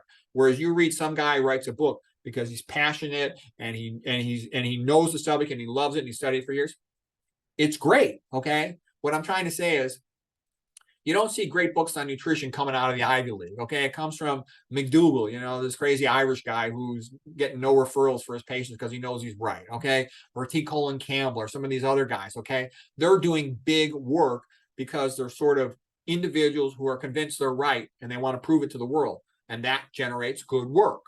Okay, versus some university guy playing it safe, Mediterranean diet. Okay, fine, Mediterranean diet is good. Blah blah blah. Okay, next. You know, get a publication on their resume they can give a rat's tail about the quality of the information. Okay, and I'll also say having a sense of it being inspired and creative and individualistic makes things better. And like I love cathedral architecture because it's a free creative enterprise. And it's not enough to be free. You also have to be inspired. Like one of the things I'm going to talk a little bit about here now in terms of being a creative producer of things is you have to have a vision of what is good, what is right, what is beautiful to really do top quality work in a lot of areas. And you have to, again, in health and nutrition, you have to care about the patient. The most important minority is the individual, because if you care about that, everything will be right. Versus if you're like, well, you know, I'm getting funded by so-and-so and we want to get published in this journal and I have to do this for who's funding me and I have to do this for the journal, then it's not going to be very useful, probably, that research for the individual. Here's Goethe. Goethe said a couple things. The first quote up here by Goethe: only talk about things that truly interest you, because to learn a topic, a man, well, he actually said to the last part, to learn a complex topic, a man must love it. And then he says down here, all professional men are handicapped by not being allowed to ignore things that are useless. And that is true. I learned that, like when I was a young guy, I thought, oh my gosh, these Ivy League textbooks on pathophysiology are great. They're the epitome, the Bible and subject. Now that I'm older and I know a lot, the books all stink. They all stink. They're bad on almost every single subject: coronary artery disease, hypertension, diabetes, cancer, autoimmune disease. They're completely out of date and wrong on numerous things, and they don't include the most important stuff and the most important people in the field. Okay, so I've changed now that I'm older and I know the subject. Okay, and these are written by professionals at Ivy League institutions or Ivy League equivalent institutions, and they always stink. Okay, all the good stuff comes from these individuals who just write about what they know. These old guys, Richard Moore writing about hypertension after studying for 50 years. All right, let's see, what else? Talk like you're talking to an intelligent friend. Okay, here's a great quote by Beethoven. An artist is someone who has learned to trust himself. And now here's what I meant by, if you don't have a good view of aesthetics, you end up with crap. So you got a bunch of illiterate peasants who made beautiful cathedrals back in the, around 1400. And now you got all these modern people with PhDs in engineering, and they make a crappy looking building that looks like a bunch of animal cages. And in front of it, you've got a statue that looks like a turd. Okay, we're going backwards on a lot of things. This is crap. Okay, no pun intended. That's crap. All right, that shouldn't be a statue in front of a building. That's, offensive. Okay, now the idea of a hero in Western culture has changed over the years. The classic hero, let's say, in the Idiot and the Odyssey, the Iliad and the Odyssey, is like Achilles mourning the death of Patroclus. Okay, and then the warrior hero Achilles revenges Patroclus and parades around in front of Troy. Okay, that's sort of the classic old hero. And then the new hero that came after that was more intellectual. This is Odysseus from the Odyssey, as he's working his way back to Ithaca from Troy. And he's a new type of hero compared to Achilles. He's more intelligent. He's more clever. He's very brave, but he's also a bit dishonest, sneaky, and he certainly isn't scholarly in any way. But he's a new type of hero, more intellectual than the old Achilles type of hero. And there's other things that came up. This was more of the Roman type of hero, of Aeneas, the dutiful hero, the man who does his duty, pious Aeneas. He rescues his father Anchises, carries him out of burning Troy, and then he goes on to found Rome, and he has to leave his love Dido in Carthage because to found Rome was his priority. So that's the noble hero, the dutiful hero, all right? And we're starting to move with the ancient Greeks into more of a modern concept of an intellectual hero. Like, I love Thucydides, when he wrote the book, The History of the Peloponnesian War, he said, my history has not been composed. My history has been composed to be an everlasting possession, not a showpiece of the hour. This book was written not for the applause of the moment, but to be a gift to mankind for all time. This, by the way, is Pericles' oration, which is in the book, The Peloponnesian by Thucydides. But this idea of making a great intellectual accomplishment. This is the Acropolis, the big hill in Athens with the magnificent buildings. Okay, and then another step upwards in terms of intellectual heroes was Socrates. And Socrates has been called the saint of philosophy. And Plato was pissed off because after the loss of Athens to Sparta, the new rulers in Athens actually ended up condemning Socrates to die. And here is the dejected Plato sitting at the foot of the bed as Socrates goes to drink the hemlock. But he wrote a tremendous amount, let's say, in his Republic about Socrates. And Plato was trying to bring forth the idea of a new type of hero to Athens, not just the old fighter guys like Achilles and Odysseus, but this intellectual Socrates, philosophic hero. Okay. Now here's some quotes by Socrates. Go wherever the facts lead. The purpose of philosophy is to determine how we ought to live. In order to decide how to live well, we need to learn what is good for us and what is bad for us. Yes. What's a healthy diet, etc. Okay. So anyways, this is moving up. And so this is a beautiful painting by Jacques-Louis David. It's magnificent. Socrates there and Plato and their friends. Okay.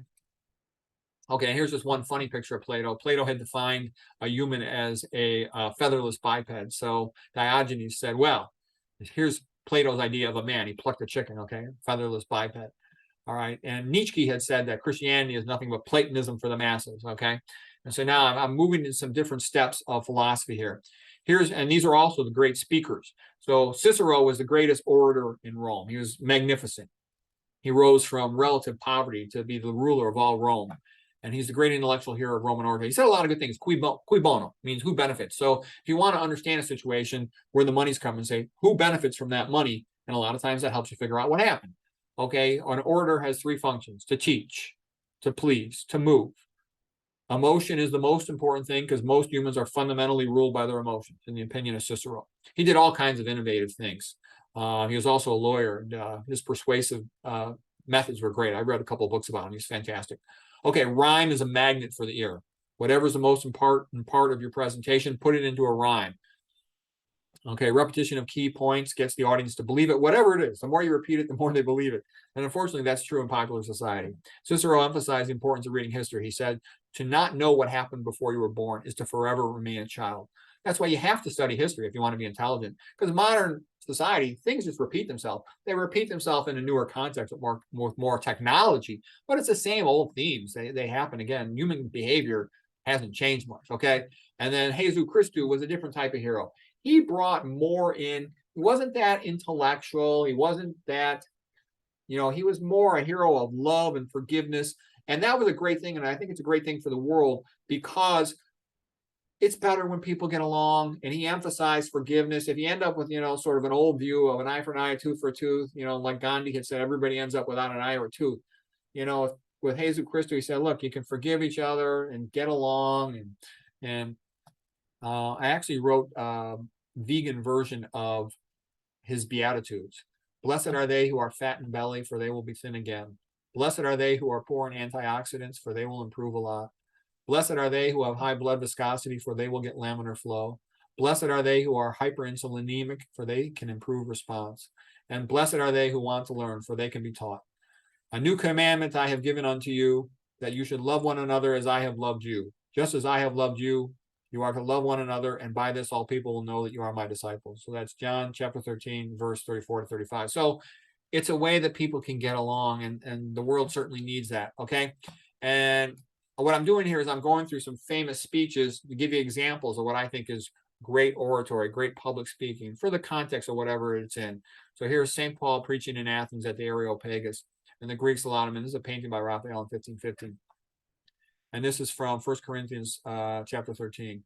If I speak in the tongues of men and angels, but have not love, I am a noisy gong or a clanging cymbal.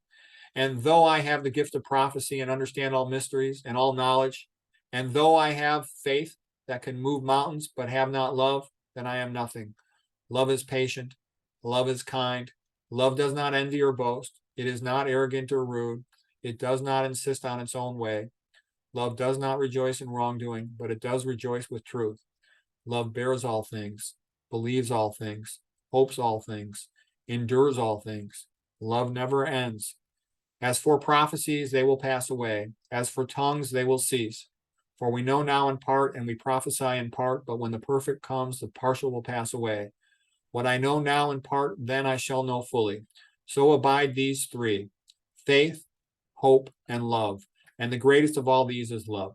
1 Corinthians. Okay, so the reason I went through that is I actually believe that is relevant to medicine and health. And what I'm trying to say is you have to love the individual person. You have to respect the individual person. That's why I think it's so important, the biblical concept in the beginning of Genesis. Man is created in the image of God, therefore part divine, therefore entitled to freedom, to respect, to his own natural rights. Because if you don't have that, you tend to go into just a business mindset. How can we make the most money out of a situation? And I think it's a loss of love for the individual patient as an individual that's led to healthcare being pushed so far in the direction of money, money, money, money, money. And when it goes in that direction, the patient loses out. And as a matter of fact, it's partly why I wore this tie, because these are the three colors on this tie. The white is the color of faith, the green is the color of hope, and the red is the color of love. Sometimes the word charity or agape, sort of a universal generalized love. We're not talking about romantic love. We're just talking about kindness love. And it's actually incorporates components of all the different types of love. But you see what I'm saying is I think you need that to do the best quality work in art and science. So I'm actually a big believer that that's important. Here's a great painting by Sandro Botticelli, a great artist. I think the greatest artist. Well, him and Rogier van der Weyden, I think, are the two of my favorite artists from the 1400s. And this painting is called The Mystic Nativity. And you notice the same colors again. The white color of the angels, the green color of the angel, for hope, the white color for faith, and the red color for love. All right. And this is a way people can get along and everybody can do things right. I like they're celebrating the family, celebrating the, this is a love of the individual. And I think you can be careful to move away from this direction. If you put everything into the mind of whoever is the ruler has total power, they'll often abuse that. Absolute power tends to do things that are not so nice. So this was Nero in Rome, and he burned Rome down in a bunch of areas because he wanted land that he could use for his own property plans. And then he would burn these Christians as torches. So what I'm saying is I go into this because if you take love out of the picture and you forget individual rights, you end up with things like that. Now, here's a beautiful painting by Thomas Cole, Hudson River School in the 1830s, Course of Empire. And this is the height of the empire. And I show you this. He's the same one who made those magnificent paintings called The Voyage of Life. A lot of people, myself included, consider him the greatest story painter ever in the history of the world. Okay, look how magnificent this is. And you can say, well, gee, that represents perhaps ancient Rome at its high point, perhaps some of our modern civilizations at their high points. Okay. And there's also something called the Cycle of Civilizations by Giambattista Vico, the Vico concept of cyclical civilizations. And this is the course of downfall in an empire. So this is like the fall of Rome when they were stuck in chaos and they had all this problem. Why did Rome fail? Okay, why did Rome fall? It lasted 1,000 years, 500 years for the Republic, and then another 500 for the empire, so to speak. Too many barbarian invaders, lead in the plumbing, lowering IQs, that was part of it. Loss of morality, weakening the people. Edward Gibbons, this Englishman here, and you have to remember the English were Protestants, the early Christians were Catholics, that the Protestants looked down on the Catholics. So he said, it's because the Catholic Christianity made the Romans weak, and therefore they were easy to conquer. They were stronger, like in the Republic when they had the paganism. And he wrote an entire book on this, The Decline and Fall of the Roman Empire. So that's his theory. Okay, this is him in a portrait by Joshua Reynolds. Okay, there's some controversy over that in some of the debates. And one of the reasons why I'm still a big believer in religion, even though, yes, religion's done tons of stupid things, tons of mistakes, tons of problems still today and all that, is I see so many great writers and performers who had totally energized them to just unbelievable levels. Michelangelo, he said, I saw the angel in the marble, I sculpted till I set him free. I put all my hope in God and do the best I can for him. Bach, on every single composition, the greatest composer ever lived. He said, all my work is for the glory of God. And Isaac Newton, the same thing. He spent more time studying the Bible and stuff than he did doing his science. And he's probably the greatest scientist who ever lived. Okay. Invented calculus. Okay. Anyways, I show you this because I always wanted to figure out how could I drive myself to achieve a higher. I don't even think I was that smart. When I was in high school, I wasn't even an honors student. I never even took an honors class. Okay.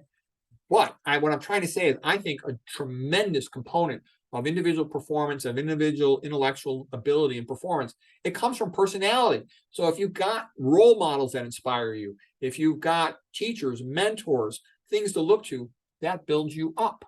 Okay. And I just want to show you some of all this incredible art and literature inspired by religion. It's amazing. Okay. Charles Dickens, I think that's actually the greatest novel ever written.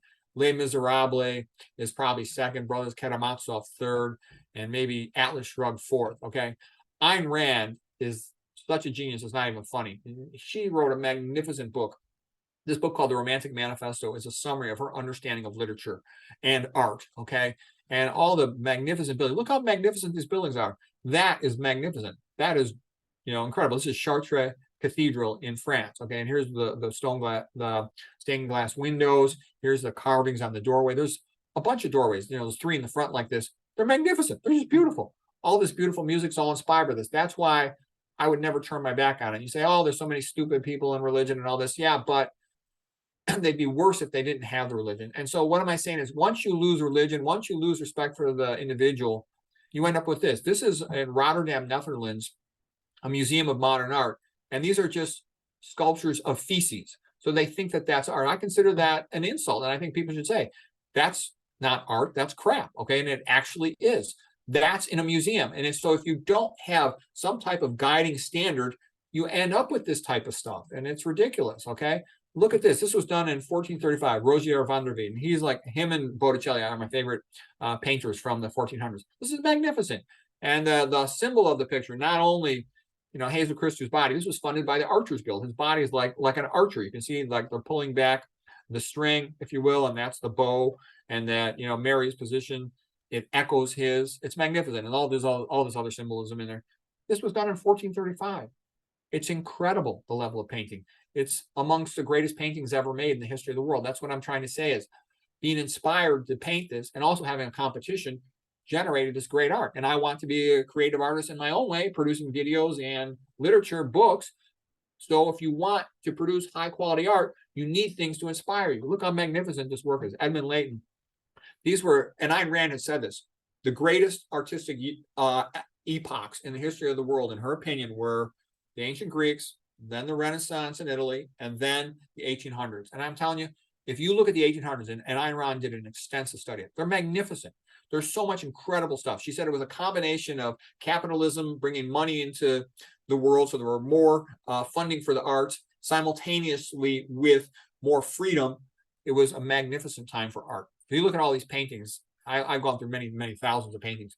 The 1800s are just incredible. And this was sort of the chivalry types of painting, all the King Arthur stuff. And it's magnificent. Okay, there's one after another. There's a ton of great paintings on this, and you just see it's bold, it's noble, it's honorable, it's pro-family, it's pro-freedom. There's just so many good things about it. It's beautiful. Okay, and then you say, well, what about is it tolerant? Yeah, like a woman, she could say, you know what, I don't want to be married, having kids. I want to take care of the poor. I want to be a nun or whatever. This lady came from a wealthy family. She just devoted herself to helping to feed the poor. They made her a saint. Okay. And it's elegant, it's respectful, it's beautiful. Okay, there's a lot of this. Is what I'm trying to say. It's a worldview that everybody's welcome. Okay, and I'll give a speech here too. I don't know how I'm doing for time, and I'm kind of going off about famous speeches here, so I'm going to give another famous speech here. And I don't know if people are even going to like this or not, but I'll just share it with you so you can see it. Okay, this is the idea of Pascal. He was a great computer mathematic inventor guy, but then he also became interested in philosophy and in religion. And he came to this, what he called Pascal's wager, because he was always calculating betting odds. And he says, if you believe in God or you don't believe in God, and God exists or does not exist, what are the trade-offs, the risks and the benefits? So let's say you believe and he does exist, potential for infinite gain. Let's say he does exist and you don't believe, potential for infinite loss. And if he doesn't exist, then it doesn't matter that much either way. So Pascal had said, we know the truth not only by reason, but by the heart. Love and force are the two sources for all of our actions. Love causes voluntary actions. Force causes involuntary ones. Okay. And then he goes on to talk about making this wager. Should you bet on it or not? He says there are three ways we see the truth. We can see it with the outer eye of the body, the inner eye of the mind from thinking, or the inner eye of the heart, the soul, from feeling. And the heart has reasons that reason knows not. What should we want to be true? What if there was a bet with the possibility of infinite gain with no risk of loss? What if there was another bet with the possibility of infinite loss and no hope of gain? That would be the most interesting wager you could have. That is the reality of religion. God either exists or God does not exist. If you wager your life that God does not exist, and he does, then you lose everything.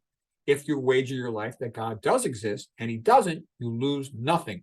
If you wager your life that God does exist and he does, then you gain everything. If there is one wager you should want to be able to make, it is on God. You must wager. You are already embarked. What will you choose? This is not a proof of God, but it is an incitement to want to know. But knowledge of God without knowledge of Christ is insufficient, because the world still would make no sense to us. Imagine that God just created the world, just as Descartes described. So what? There is still the misery of man, the contradictions, the absurdities of life, incomprehensible to us. That the world had a creator? Fine, but so what? What does it resolve? What does it answer for you? Without the knowledge of Christ, knowledge of God is barren, empty, philosophical doctrine about a first cause, irrelevant and unimportant to life. But faith and Christian revelation change everything. There are arguments, but they won't convince you, because no one does believe in Christ through the mind.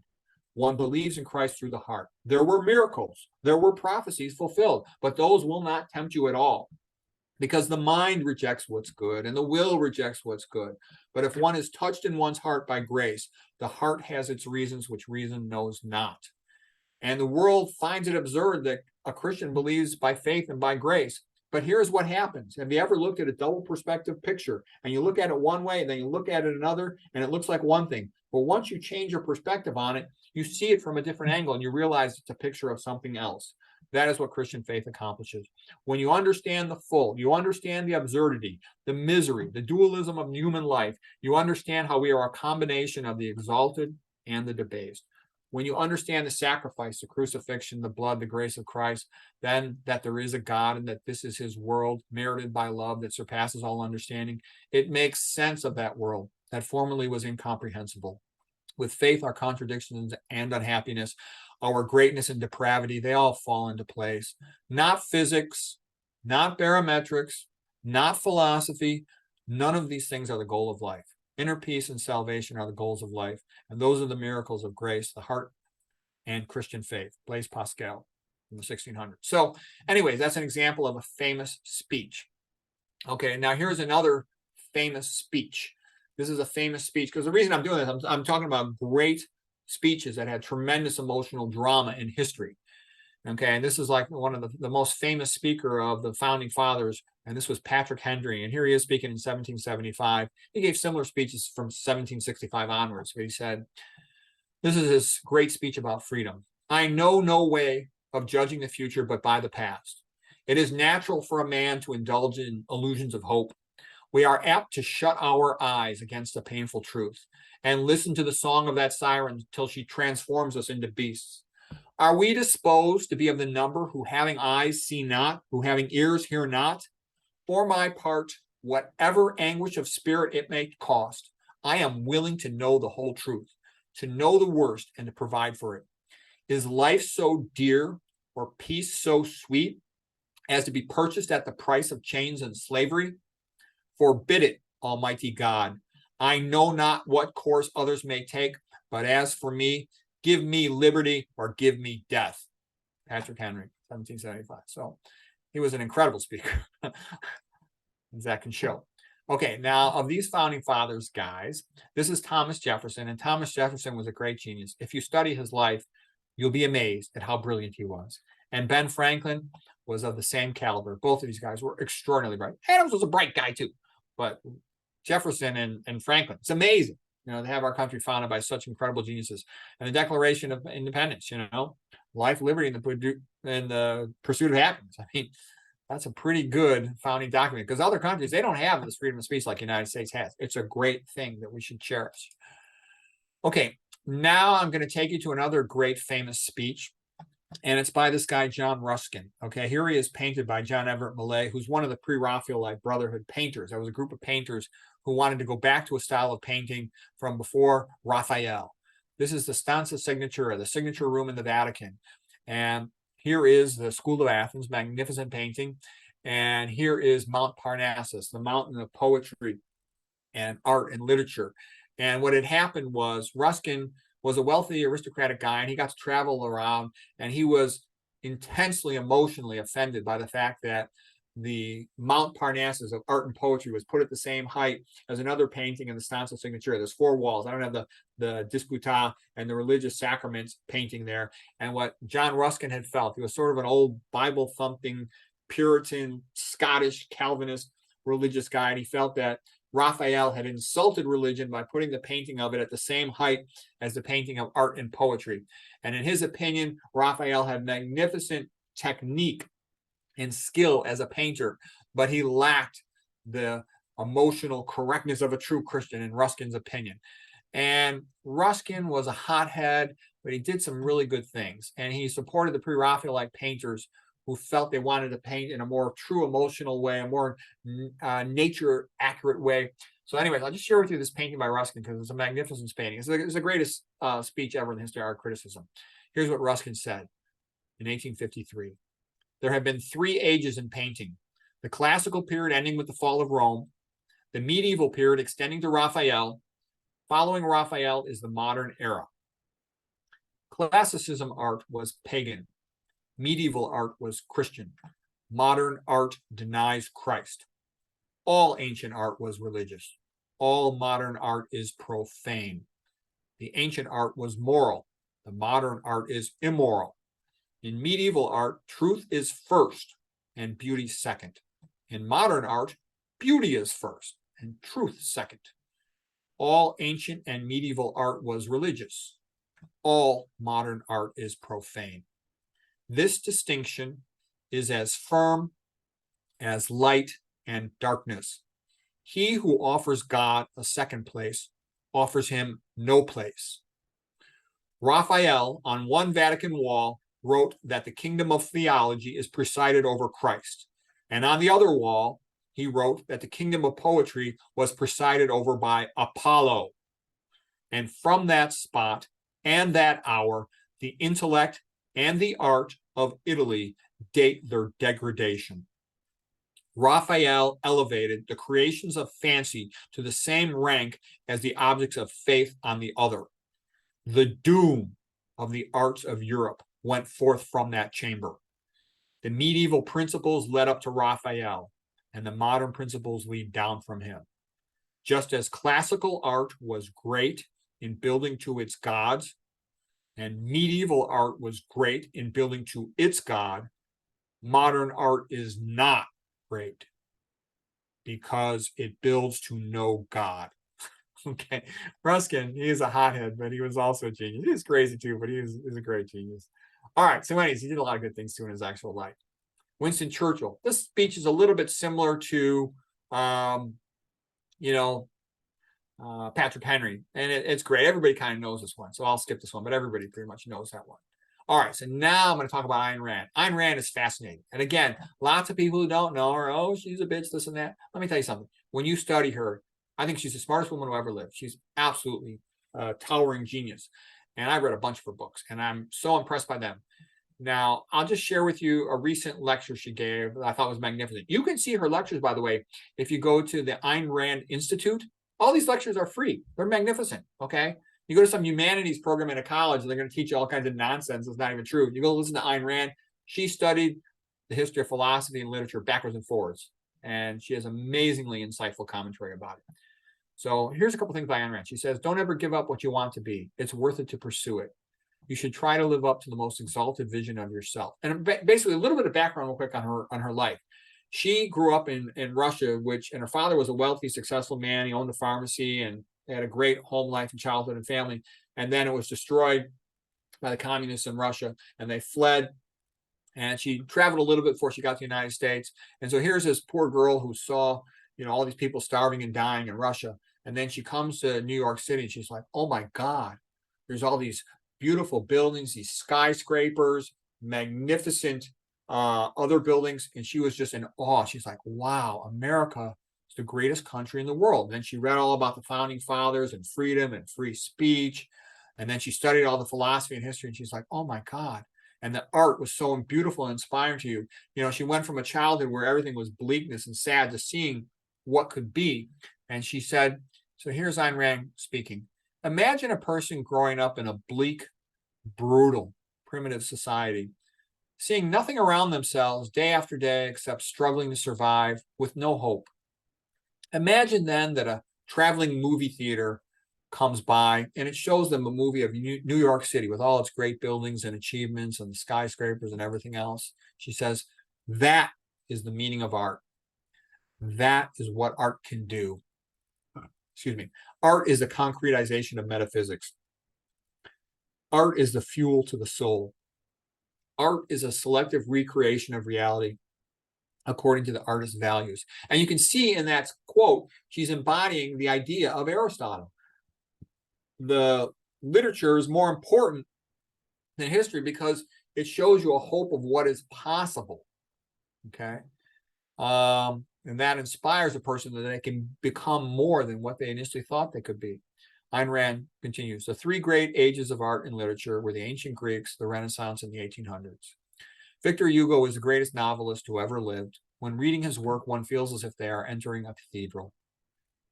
Fyodor Dostoevsky is also one of the greatest novelists. To read his work is to walk into a chamber of horrors, but with a good, strong guide.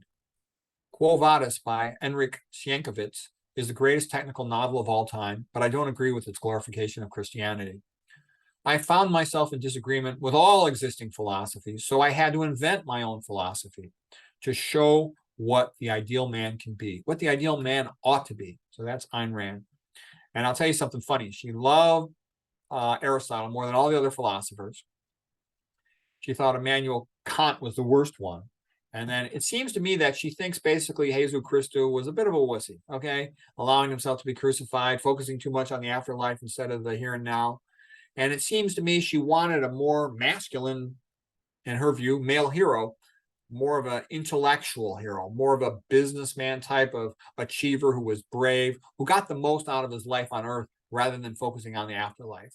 And I laugh because Nietzsche also thought Jesus Christo was a little bit of a wussy in his opinion, Christians too, he saw, but he saw it a different way. He was more of a physical hero wanting, back like Achilles rather than Ayn Rand was more of, her great heroes of her books, So Nietzsche loved Renaissance art, but he did not like Christianity, even though to me they obviously go together. He thought Christianity wimpy and hypocritical. He wrote Thus Spoke Zarathustra, which he wanted to replace the Bible. Ayn Rand loved Christian literature. She goes on and on about all the great Christian authors, but she thinks Christianity, she doesn't like it that much. And she thinks it's kind of controlling and wimpy.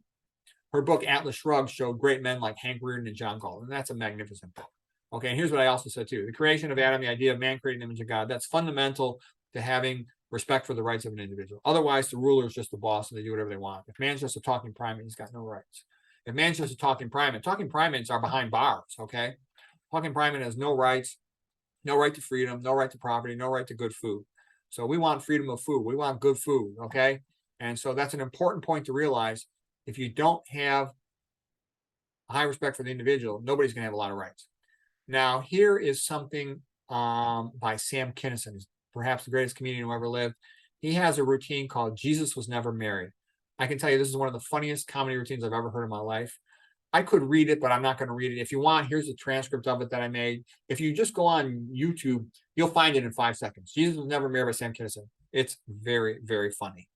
And you'll see, in terms of being a great speaker, how he walks around, he changes his vocal tone, he speeds up, slows down, changes his pitch, has a pause, pregnant pause for emphasis. It's great. It's magnificent. It's just a great routine.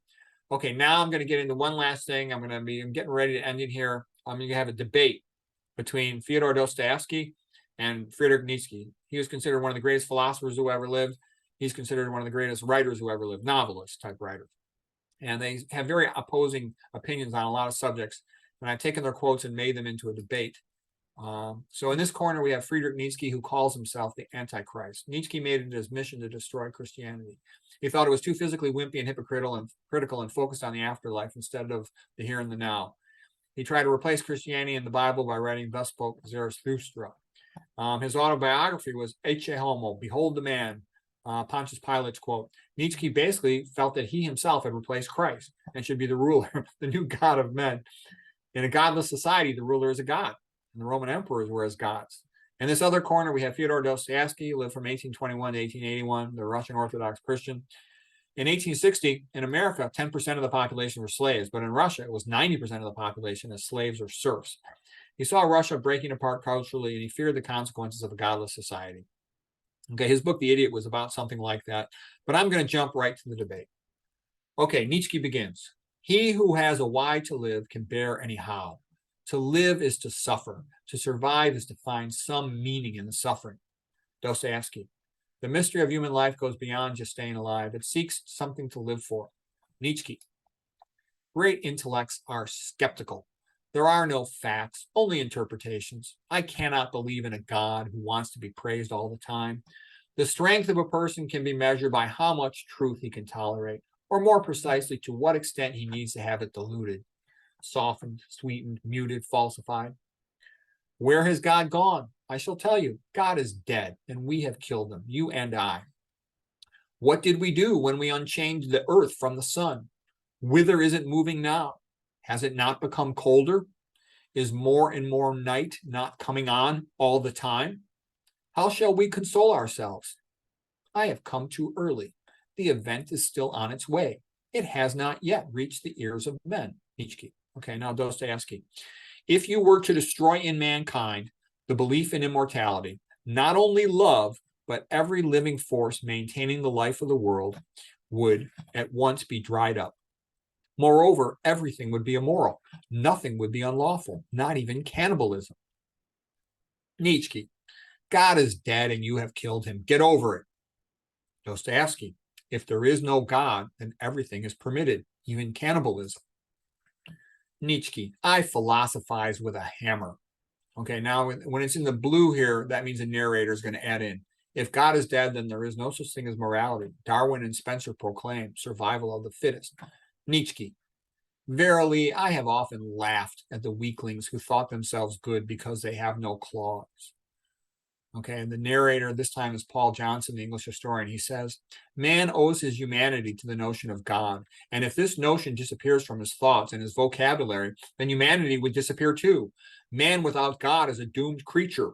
The history of the 20th century proves this view, that as the vision of God fades, we first become more clever monkeys, and then we exterminate each other. Okay, Nietzsche takes over. Christianity is the snake that swallowed its own tail. Your churches are not churches. They are just tombs for a dead God. After coming in contact with a religious man, I always feel that I must wash my hands. There is not enough love and goodness in this world for us to give any of it away to imaginary beings. Dostoevsky. Even those who renounce Christianity and criticize it in their innermost being, they still try to follow the Christian ideal. No one has been able to create a higher ideal of a man and virtue than the ideal given by Christ. Nietzsche. The New Testament, it's too rococo. Upon reading the New Testament, one feels as if they are reading a Russian novel. Mystical explanations are thought to be deep. The truth is that they are not even shallow. A casual stroll through the lunatic asylum shows that faith does not prove anything. Dostoevsky. Do miracles create faith, or does faith create miracles? Nietzsche. Christianity is the religion of pity. When one gives up on Christian belief, then one thereby deprives oneself of the rights to Christian morality. Christianity is a religion of poor people and slaves, of illiterates. Why should a religion of inferior people control superior people? It is time to go beyond good and evil. I condemn Christianity. I am the Antichrist. Okay, some of the narrators now. Plato makes a comment. The best way to control the ignorant masses is with noble sounding lies. Another narrator, Will Durant. The philosophes don't need religion, but the average man wants it. Religion tells him that his life is meaningful. The atheism of the philosophers leads to despair for the average man. Rip Van Winkle comments. The philosophers aren't the only ones who don't like religion. Rulers don't like religion. Rulers don't like religion because it's too emotional. If the rabble starts thinking that their lives have meaning, they might want more freedom or property, and that could be expensive. Joseph Stalin makes a comment. The Communist Party cannot be neutral toward religion. The Communist Party stands for science, and all religion is opposed to science. Okay, and then there's another speaker here called Plant Man Prometheus. And Prometheus says, religion and freedom of speech are the power of the poor. And that's why rulers forbid religion and they censor speech. Rulers do not want the ignorant masses to expect forgiveness or to have any hope. Nikita Khrushchev, Russian ruler in the 1960s, adds his comment. We have no use for the policy of the Gospels. If someone slaps you, you just turn the other cheek. We had shown that if anyone slapped our cheek, they would get their head kicked off. Plantman Prometheus. Rulers want the masses to be subliterate laborers. They don't want them to be self-righteous, liberal arts, hyper-educated types. Rulers prefer Darwinian atheism. Talking apes do not have any rights. None. Alexander Solzhenitsyn, the great Russian writer, says, the reason all this happened, that Stalin killed 65 million Russians, is because the people had forgotten God. Charles Leibniz, he was the contemporary of Isaac Newton, said, there is only God or nothingness. T.S. Eliot, the writer from 1988 to 1965, English and American, he said, if you will not have God, and he is a jealous God, then you should pay your respects to Stalin. Plant man Prometheus. Rulers prefer the populace to be passive and dull like cows, and this works well because most people prefer to live like cows. Martin Luther comments, the ordinary person, especially in the villages, knows absolutely nothing. They live like simple cattle. Friedrich Nietzsche laughed. Ha!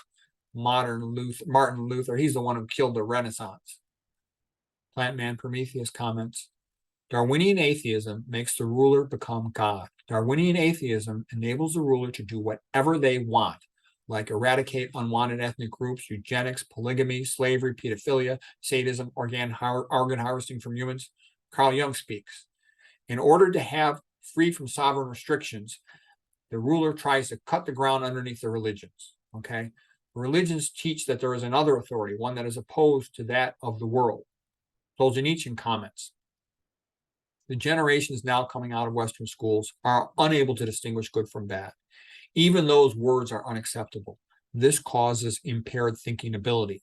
Just as King Midas turned everything to gold, Stalin turned everything to mediocrity. Atheism was at the core of the entire Soviet system. Atheism is what makes it possible. To do evil, a human being must first believe that what they are doing is good. The ideology of atheism, that is what gives evil doing its long-sought justification and gives the evildoer the necessary steadfastness and determination. Carl Jung, the decisive question for man is he related to something infinite or not? Among my patients over 35, they all had a problem finding a religious outlook on life. Every one of them had fallen ill because he had lost what the other living religions of every age had given their followers, and none of them had really been healed who did not regain his religious outlook. Religion is a basic human need. Dostoevsky, God and the devil are fighting for the hearts of men. Nietzsche, I will believe in your Redeemer when Christians look more redeemed. Dostoevsky, what is the use of Christ's words unless we set a good example? We are responsible for everyone, and I am more responsible than anyone else. Nietzsche, your God is dead and you killed him. Dostoevsky, if someone proved to me that Christ is outside the truth, then I should prefer to remain with Christ than with the truth. If you drive God from the earth, we will shelter him underground. Voltaire makes a comment. If God did not exist, we would have to invent him. I want my doctor and my tailor to believe in God so they don't rob me. And now the Grand Inquisitor enters. The Grand Inquisitor was from the Brothers Karamazov book, the 16th century Spanish Grand Inquisitor. And he says to Jesus Christu, why hast thou come to hinder us? For thou hast come to hinder us, and thou knowest that. But dost thou know what will be tomorrow? I know not who thou art, and care not to know whether it is thou or only a semblance of him. But tomorrow I shall condemn thee, and burn thee at the stake as the worst of heretics. And the very people who today have kissed thy feet, tomorrow, at the faintest sign from me, they will rush to heap up the embers of thy fire. Knowest thou that? For 15 centuries we have wrestled with thy freedom, but now it is ended and over for good. Today men are more persuaded than ever that they have perfect freedom, yet they have brought their freedom to us and laid it humbly at our feet. Dost thou know that the ages will pass, and humanity will proclaim by the lips of their sages that there is no sin, there is only hunger. And we alone shall feed them in thy name, declaring falsely that it is in thy name. And in the end, they will lay their freedom at our feet and say to us, make us your slaves, but feed us. Plant man Prometheus, smart people like freedom, Grand Inquisitor. By insisting on freedom of choice, you have limited salvation only to thousands of people. But what about the millions of people who can't handle freedom? You make a mockery of them. Why hast thou come to hinder us? We have corrected thy work and have founded it on mystery and authority. And men rejoice that they were once again led like sheep. We shall persuade them that they will only be free when they renounce their freedom and submit to us. Thou shalt see that obedient flock who at a sign from me will heap up the hot cinders about the pile on which I shall burn thee. And the silicone man now speaks. That is right. The average man does not care about freedom. The average man doesn't want the vegan diet. The average man doesn't care about books or history, ancient Greeks or Romans or any of that stuff. He doesn't care about the Renaissance. The average man wants beer and pizza. He wants social media on his phone and TV. That's it. He's just a talking ape. Plant man Prometheus. We are more than that. We are created in the image of God. Silicone man. You can't prove that. All of the biology teachers and all the high schools and colleges, they say that man is just a talking ape. Plant man Prometheus. That is because they get fired if they mention intelligent design. Silicone man. Freedom is expensive. It leads to chaos. Look at all the wars between the countries. The only hope for peace is a globalist society where most of the people are subliterate laborers. Plant man Prometheus. Well, could we at least have a health aristocracy so that organic vegan food is available? Could we at least be allowed to have some books to read about history, philosophy, religion, and true science? Okay, so that's the end of that debate. Okay, now just a few last words here on education, and we're just about finished here. Conventional school makes the subject of teaching mandatory. The student has no choice. And typically it's just memorizing disconnected minutia, and almost all of it is forgotten. And it very much reminds me of the movie Cool Hand Luke, where Luke was Paul Newman and they forced him to dig it was a punishment for trying to escape, but still they forced him to dig a ditch here. And as soon as he'd finished digging the ditch, they made him put the dirt back in, then dig it out again and put it back in. And that's very much like what regular school is. Just memorizing stuff that's pointless and you forget it all. Whereas the modern internet and a YouTube channel like Chef AJ is like the School of Athens. Anybody who's here to learn is here because they want to be. As students, they've chosen the material and they get a wide variety of experts. They can hear a wide variety of opinions. And this is truly seeking knowledge. And it reminds me of the Renaissance in that the different speakers are all trying to make the best presentation, to provide the best information. And this competition is like the Renaissance painters trying to make the best fresco, the best painting. And it leads to better and better presentations and learning and knowledge. And it's a wonderful thing. And now I show you one thing. And what I'm kind of getting in here, you know, even though Martin Luther was a crazy guy and I disagree with him on some things, he also did do some good things. And some people say he killed the Renaissance, he ruined the Renaissance. Nietzsche said that. And I think that was sad. And I do like what Pope Julius did to get Michelangelo, Raphael, and others to build the beautiful buildings and paintings around the Renaissance. But let's just go with a few good things from Martin Luther. Martin Luther, at the Diet of Worms, when he had to speak in front of Charles V, he was asked to renounce his previous books and speeches. And here's what he said. A simple layman with scripture is superior to the Pope and his counsels without scripture. So that's an important line. A simple layman with scripture is superior to the Pope and his counsels without scripture. If I am shown my error, then I will be the first to throw my books into the fire. I do not accept the authority of popes and councils, for they have contradicted each other. My conscience is captive to the word of God. I cannot and will not recant anything, for to go against conscience is neither right nor safe. Here I stand. I can do no other. So help me God. Amen. Martin Luther. Okay, and that is immediately relevant to the current situation of all of us.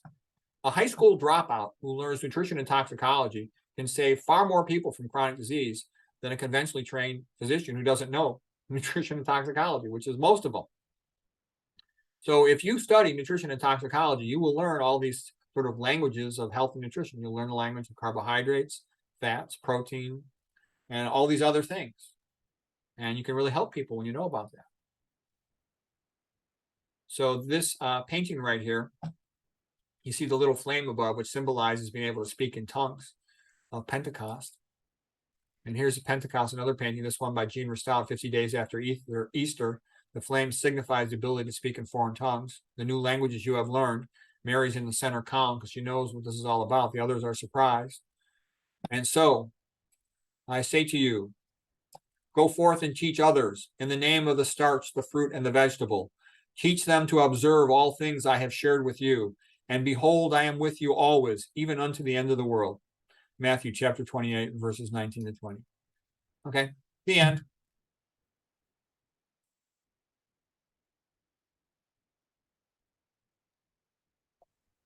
You want to take it off screen share for a minute? Okay, yeah. Let me see if I know how to do that. I can do it for you. No worries. I can do that. You know, it's interesting. You mentioned Greg Dean, and he was my comedy teacher when I lived in LA. Yeah, I thought that was that idea of the anatomy of a joke was great. And you also mentioned at the very beginning appeal, and that's been kind of controversial. Some of the plant-based doctors don't think it's so dangerous. Oh, well, they have. I don't think they've studied it in as much detail. I went through the PubChem sheets on it. I mean, methyl cyanide, that's pretty dangerous. Putting trans fats on the outer surface of a plant, that's not a healthy thing. It also is hexane, that's a neurotoxin. Lead, neurotoxin. Toluene, neurotoxin. You know, I'm pretty interested in good brain health.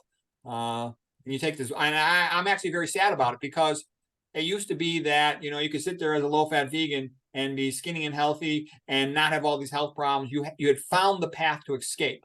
But if the fruits are ruined, what's left is the starches. So you can still eat starches, but you know, that's a little bit monotonous to only eat starches. Well, who knows? Maybe they'll put it on them too. You know, the worst part is that we had no say in this. We can't, you know, it's just we don't have, we can't even like fight against it, it seems. Yeah, it's kind of scary. It's not very transparent, because I went to all the stores and I looked at the produce, and most things are not labeled. It's on the avocados, the stickers, and then you go talk to the produce guy, you talk to customer service, and they don't know anything. So it's kind of like, how does one choose wisely? You know, it's kind of scary. You know, you had talked about AFib, and it's so funny because I know people, 3 people who are slender, never been overweight, and follow a perfect plant-based diet, and they all have atrial fibrillation. Yeah, I don't know for sure how to explain that. There's different things that could be going on. You know, I'm not a cardiologist or anything, but I would simply say to myself, you know, it's kind of like McDougall joked one time. Somebody said they had earwax. He tell them go low-fat vegan, just so, because you're going to thin the blood, you're going to improve immune function, and hopefully that'll be enough. And then what I would do is I would look at a list of everything that increases AFib risk, and I would avoid all those things and hope for the best. That's actually, I think, the smart way to approach diet. And I kind of joke, it's like the movie Colors with Robert Duvall and Sean Penn. There were 2 cops, and they joked about a joke about the bulls. Okay, there's 2 bulls sitting on top of a hill, and they look down into the valley, and there's a bunch of cows. And the young bull says, "Hey, let's run down there and screw with one of those cows." And the old bull says, "Let's walk down there and screw with all of them." And so I'm kind of joking, but the point of it is, if you optimize your overall health, you usually fix a whole bunch of problems along the way, and everything improves. Versus if you try to just, this is only, you know, AFib, it only is treated with this medication and this ablation procedure. That overall approach, it works better. I've been around medicine a long time, and I've seen that to be true. Even though when you first start to talk that way, people look at you like you're crazy or you're stupid or you're being weird, because they don't get it. They're not used to thinking that way. And it takes time to explain that, versus if you just say, take this pill, they're like, okay, thank you. Great. Well, thank you, Dr. Rogers. Yeah, you know, the talk today, I don't know if it was a little crazy, but it was a whole variety of things. I hope it was interesting. Well, we'll let you know by the comments. Yeah, I don't know. Yeah, it was a unique time. I don't intend to have another one like this, but I got all into this stuff, and I thought it was fun. Well, great. Well, thank you. And thanks all of you for watching another episode of Chef AJ Live. Please come back tomorrow for Plant-Based Classics with Lauren Bernick. She'll be making marinated portobello fajitas with a pecan chipotle sauce. Take care, everyone.